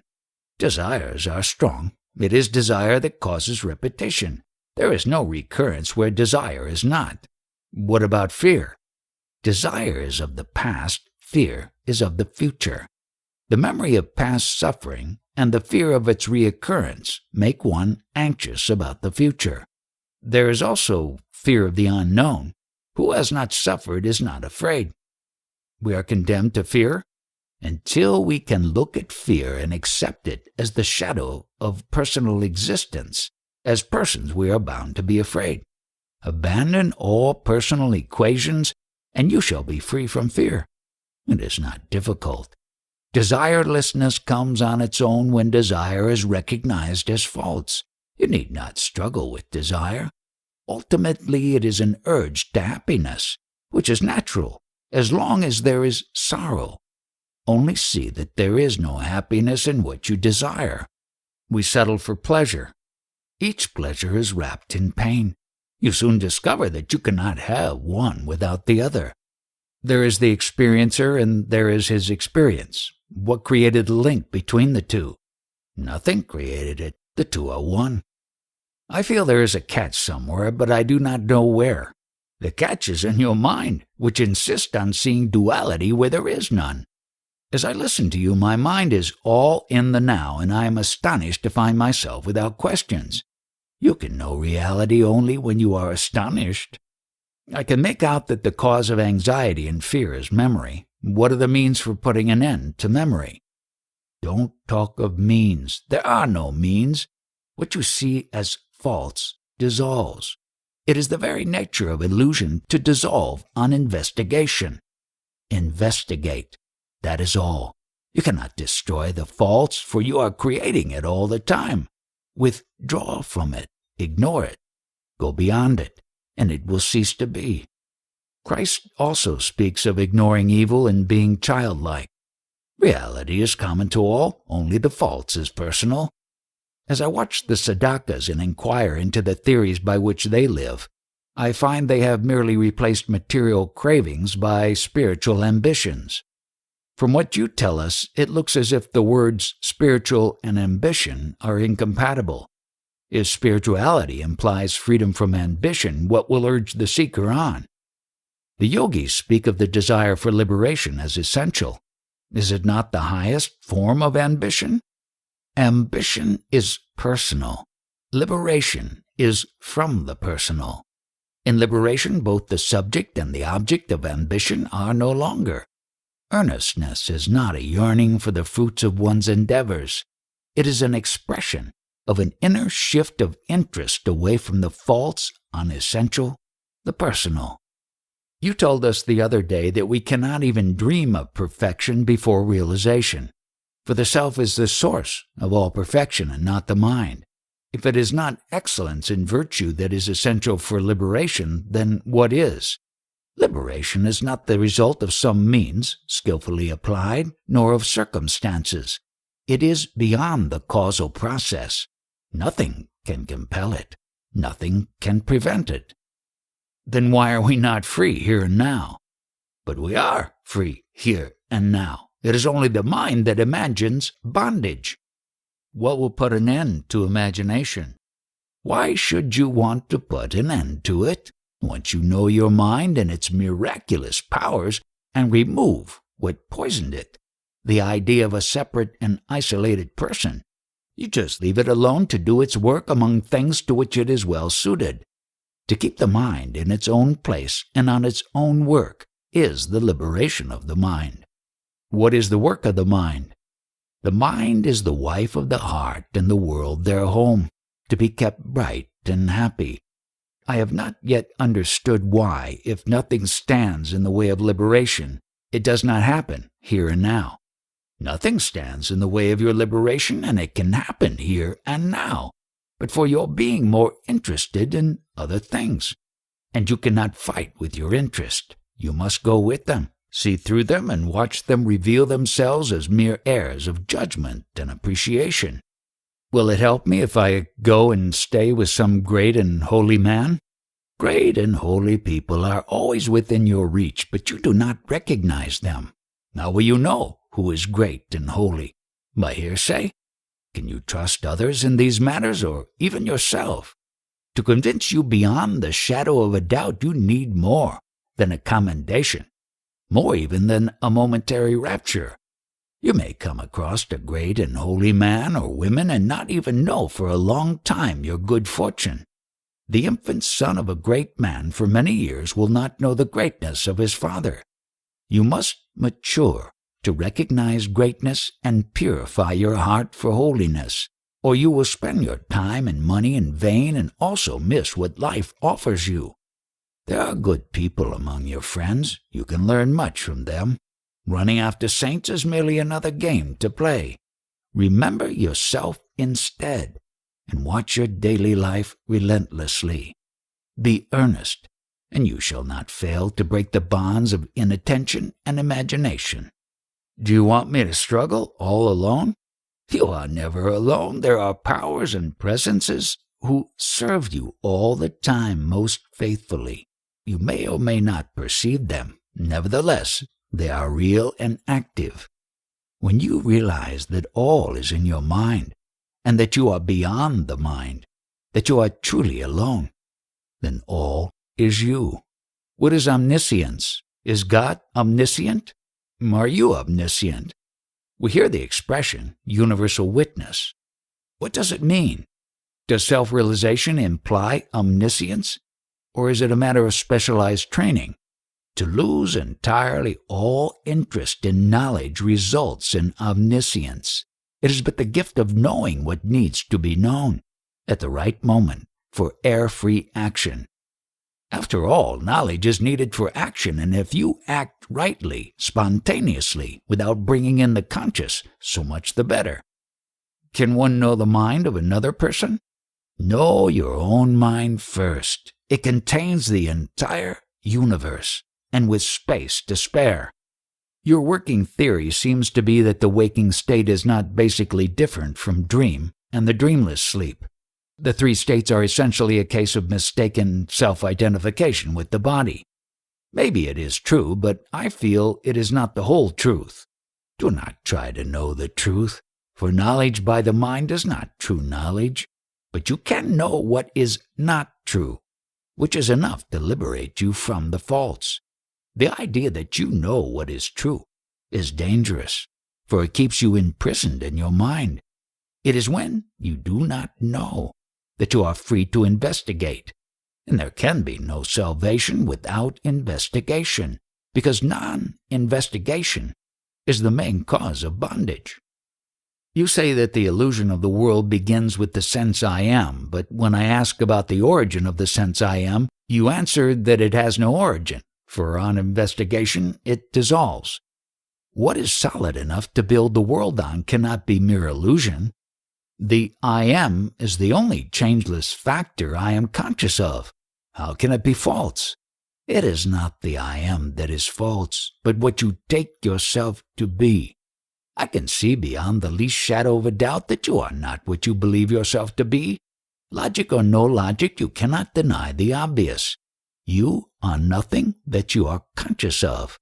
Apply yourself diligently to pulling apart the structure that you have built in your mind. What the mind has done, the mind must undo. You cannot deny the present moment, mind or no mind. What is now is. You may question the appearance, but not the fact.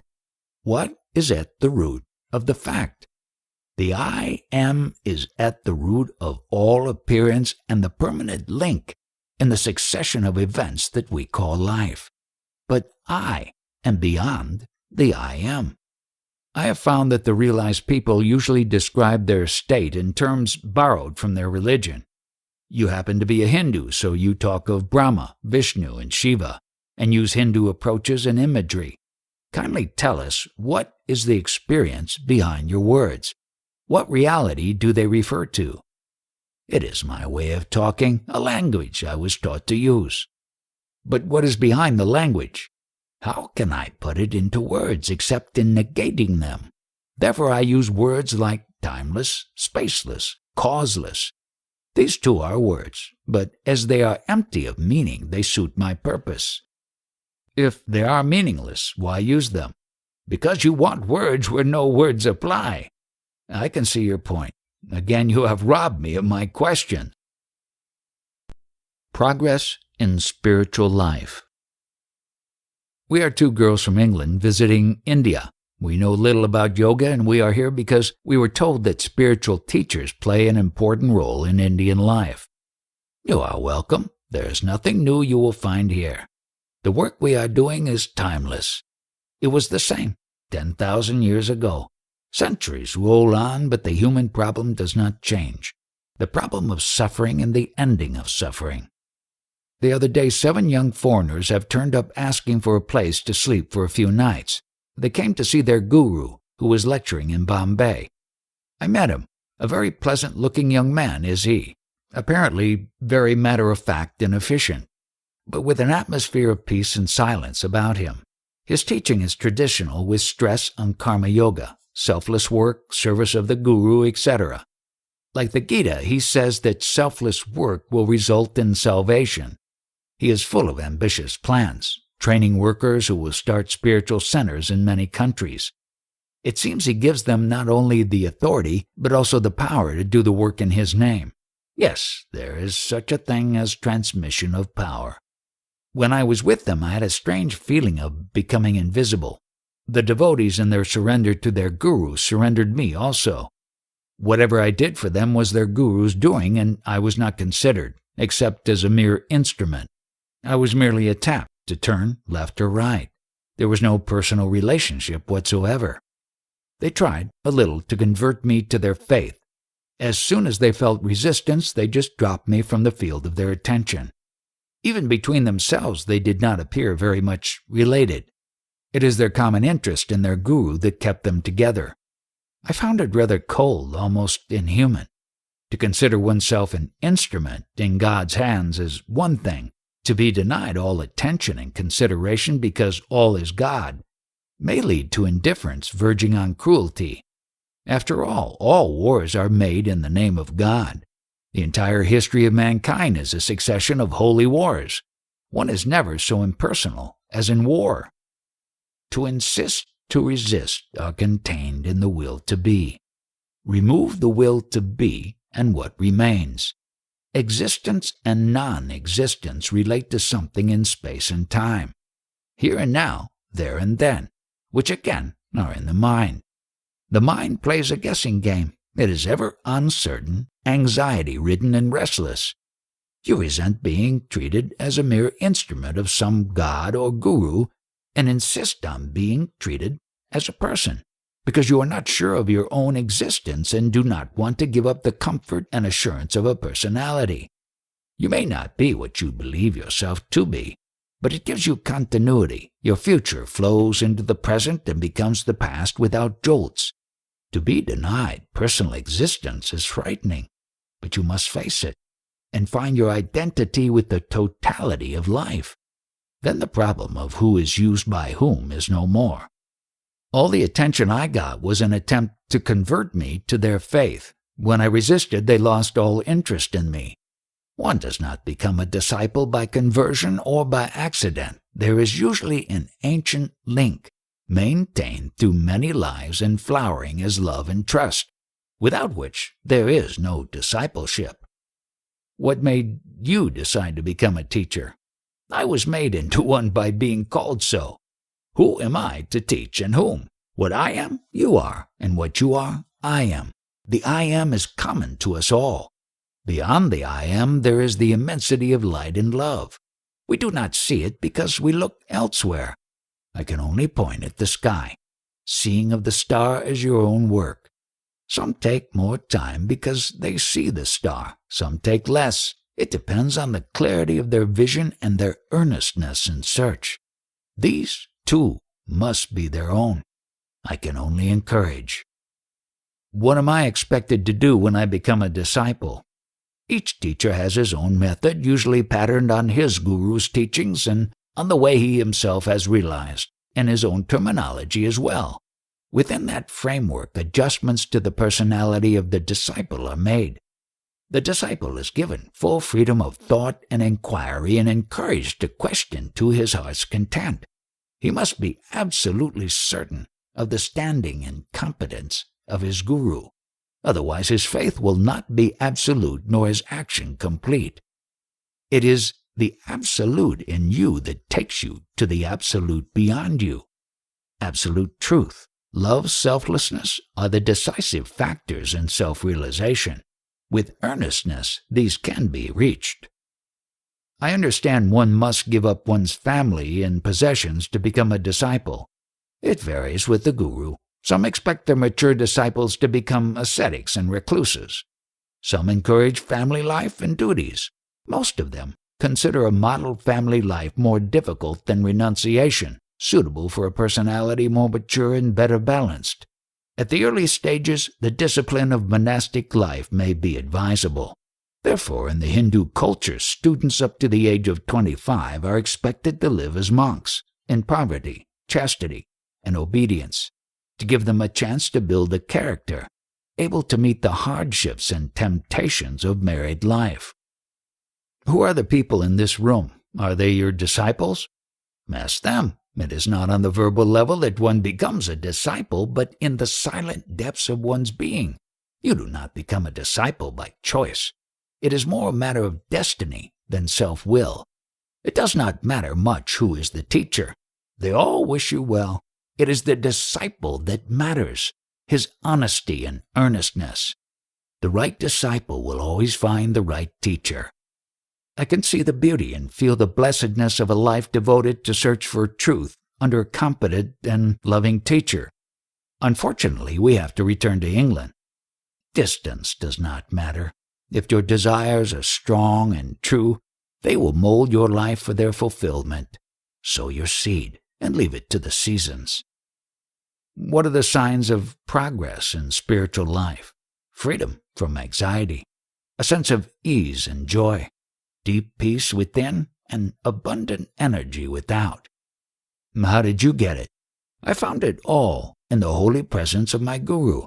I did nothing on my own. He told me to be quiet, and I did it, as much as I could. Is your presence as powerful as his? How am I to know? For me, his is the only presence. If you are with me, you are with him.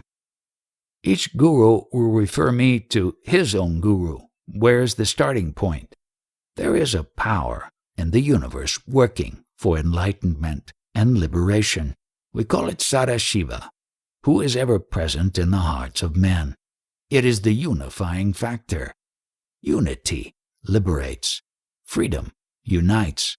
Ultimately, nothing is mine or yours. Everything is ours.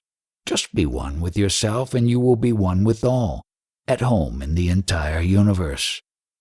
You mean to say that all these glories will come with the mere dwelling on the feeling I am? It is the simple that is certain, not the complicated.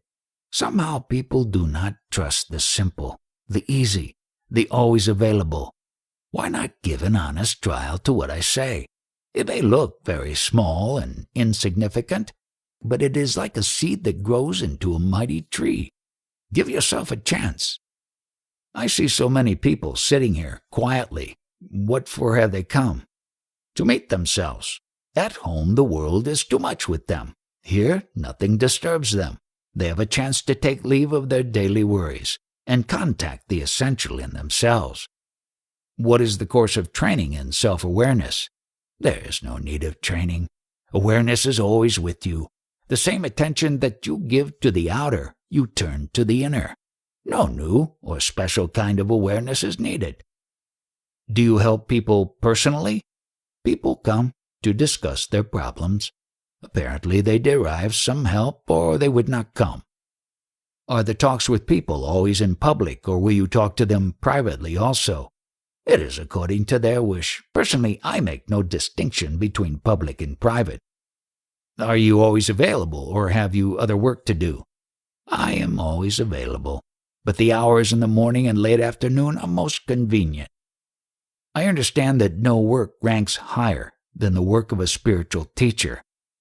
The motive matters supremely. Surrender to your own self. I was born in the United States, and the last 14 months I have spent in Sri Rama Ashram. Now I'm on my way back to the States, where my mother is expecting me. What are your plans? I may qualify as a nurse, or just marry and have babies. What makes you want to marry? Providing a spiritual home is the highest form of social service I can think of. But of course, life may shape otherwise. I'm ready for whatever comes. These 14 months at Sri Rama Ashram, what did they give you? In what way are you different from what you were when you arrived there? I am no longer afraid. I have found some peace. What kind of peace is it? The peace of having what you want, or not wanting what you do not have? A little of both, I believe. It was not easy at all. While the ashram is a very peaceful place, Inwardly, I was in agonies. When you realize that the distinction between inner and outer is in the mind only, you are no longer afraid. Such realization comes and goes with me. I have not yet reached the immutability of absolute completeness. Well, as long as you believe so, you must go on with your sadhana, to disperse the false idea of not being complete. Sadhana removes the superimpositions. When you realize yourself as less than a point in space and time, something too small to be cut and too short-lived to be killed, then, and then only, all fear goes. When you are smaller than the point of a needle, then the needle cannot pierce you. You pierce the needle. Yes, that is how I feel sometimes, indomitable. I am more than fearless. I am fearlessness itself. What made you go to the ashram? I had an unhappy love affair and suffered hell. Neither drink nor drugs could help me. I was groping and came across some books on yoga. From book to book, from clue to clue, I came to Ramana Ashram. Were the same tragedy to happen to you again, would you suffer as much, considering your present state of mind? Oh no, I would not let myself suffer again. I would kill myself. So you are not afraid to die? I am afraid of dying, not of death itself. I imagine the dying process to be painful and ugly. How do you know? It need not be so. It may be beautiful and peaceful. Once you know that death happens to the body and not to you, you just watch your body falling off like a discarded garment. I am fully aware that my fear of death is due to apprehension and not knowledge.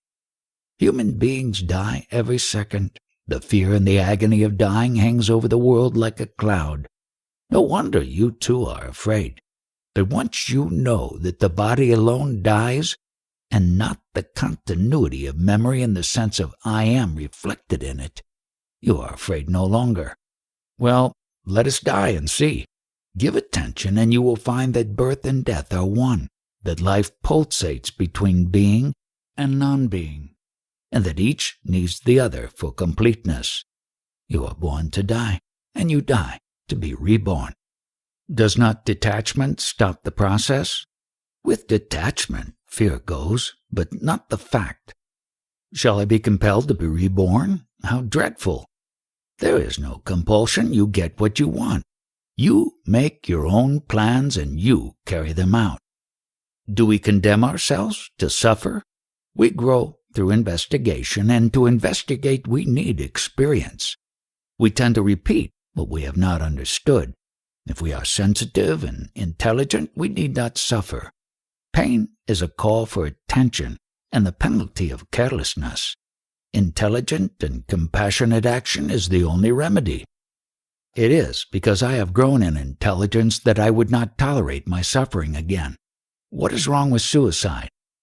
Nothing is wrong if it solves the problem. What if it does not? Suffering caused by extraneous factors, some painful and incurable disease or unbearable calamity, may provide some justification. But where wisdom and compassion are lacking, suicide cannot help. A foolish death means foolishness reborn. Besides, there is the question of karma to consider. Endurance is usually the wisest course. Must one endure suffering, however acute and hopeless? Endurance is one thing and helpless agony is another.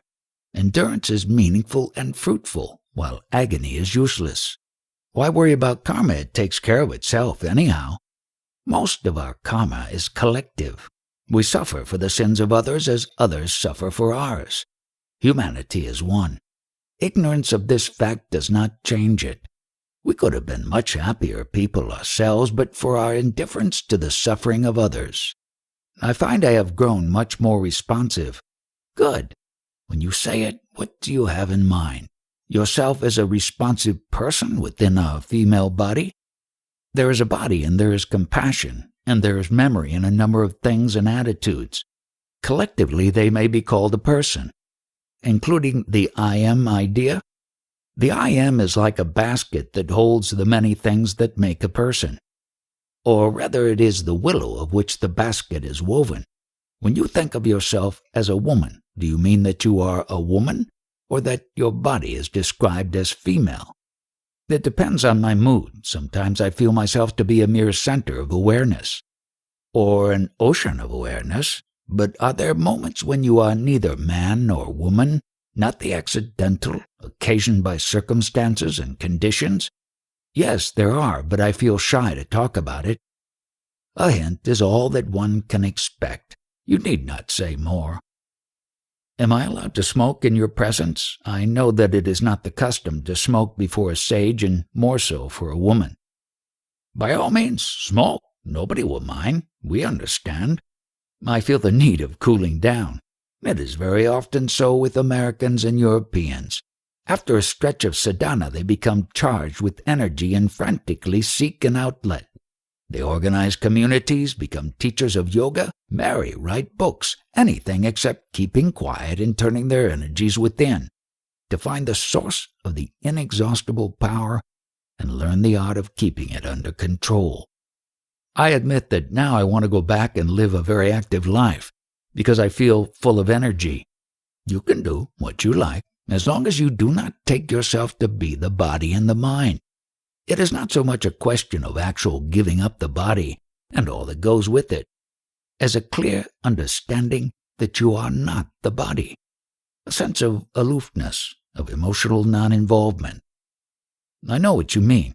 Some 4 years ago, I passed through a period of rejection of the physical.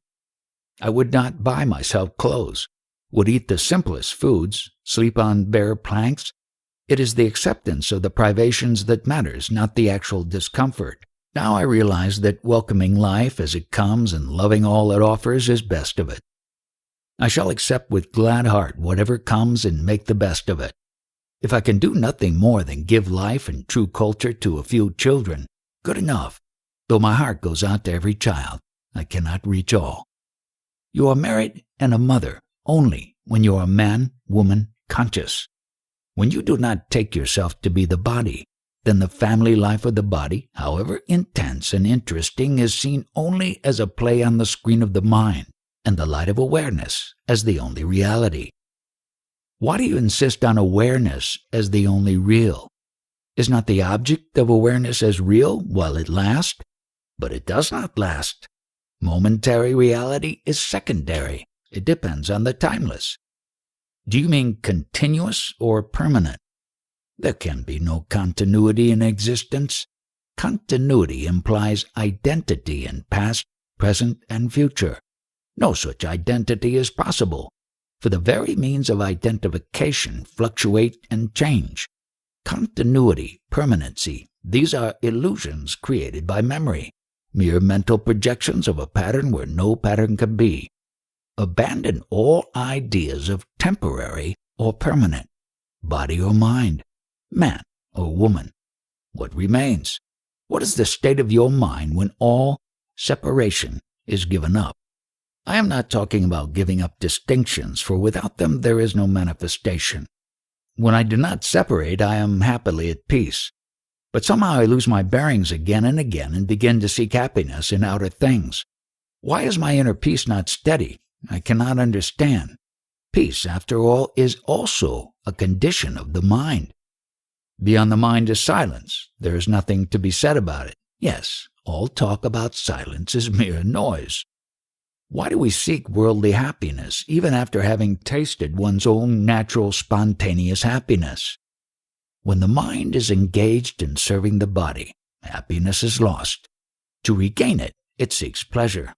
The urge to be happy is right, but the means of securing it are misleading, unreliable, and destructive of true happiness. Is pleasure always wrong? The right state and use of the body and mind are intensely pleasant. It is the search for pleasure that is wrong. Do not try to make yourself happy. Rather, question your very search for happiness. It is because you are not happy that you want to be happy. Find out why you are not happy. Because you are not happy, you seek happiness in pleasure. Pleasure brings in pain, and therefore you call it worldly. You then long for some other pleasure without pain, which you call divine. In reality, pleasure is but a respite from pain. Happiness is both worldly and unworldly, within and beyond all that happens. Make no distinction. Don't separate the inseparable, and do not alienate yourself from life. How well I understand you now. Before my stay at Rama Ashram, I was tyrannized by conscience, always sitting in judgment of myself. Now I'm completely relaxed, fully accepting myself as I am. When I return to the States, I shall take life as it comes, as Bhagavan's grace, and enjoy the bitter along with the sweet. This is one of the things I have learnt in the ashram, to trust Bhagavan. I was not like this before. I could not trust. Trusting Bhagavan is trusting yourself. Be aware that whatever happens, happens to you, by you, through you. That you are the creator, enjoyer, and destroyer of all you perceive, and you will not be afraid. Unafraid, you will not be unhappy, nor will you seek happiness. In the mirror of your mind, all kinds of pictures appear and disappear. Knowing that they are entirely your own creations, watch them silently come and go. Be alert, but not perturbed. This attitude of silent observation is the very foundation of yoga. You see the picture, but you are not the picture. I find that the thought of death frightens me because I do not want to be reborn. I know that none compels, yet the pressure of unsatisfied desires is overwhelming, and I may not be able to resist. The question of resistance does not arise. What is born and reborn is not you. Let it happen. Watch it happen. Why then be at all concerned? But you are concerned, and you will be concerned as long as the picture clashes with your own sense of truth, love, and beauty. The desire for harmony and peace is eradicable, but once it is fulfilled, the concern ceases and physical life becomes effortless and below the level of attention. Then even in the body you are not born. To be embodied or bodiless is the same to you. You reach a point when nothing can happen to you. Without body, you cannot be killed. Without possessions, you cannot be robbed. Without mind, you cannot be deceived. There is no point where desire or fear can hook on. As long as no change can happen to you, what else matters? Somehow I do not like the idea of dying. It is because you are so young. The more you know yourself, the less you are afraid. Of course, the agony of dying is never pleasant to look at, but the dying man is rarely conscious. Does he return to consciousness? It is very much like sleep. For a time the person is out of focus, and then it returns. The same person? The person, being a creature of circumstances, necessarily changes along with them, like the flame that changes with the fuel. Only the process goes on, creating time and space. Well, God will look after me. I can leave everything to Him. Even faith in God is only a stage on the way. Ultimately, you abandon all, for you come to something so simple that there are no words to express it. I am just beginning. At the start, I had no faith, no trust. I was afraid to let things happen. The world seemed to be a very dangerous and inimical place. Now at least I can talk of trusting the Guru or God. Let me grow. Don't drive me on. Let me proceed at my own pace. By all means proceed. But you don't. You are still stuck in the ideas of man and woman, old and young, life and death. Go on. Go beyond. A thing recognized is a thing transcended. Sir, wherever I go, people take it to be their duty to find faults with me and goad me on. I am fed up with this spiritual fortune-making. What is wrong with my present that it should be sacrificed to a future, however glorious? You say reality is in the now. I want it. I do not want to be eternally anxious about my stature and its future. I do not want to taste the more and the better. Let me love what I have. You are quite right. Do it. Only be honest. Just love what you love. Don't strive and strain. This is what I call surrender to the Guru. Why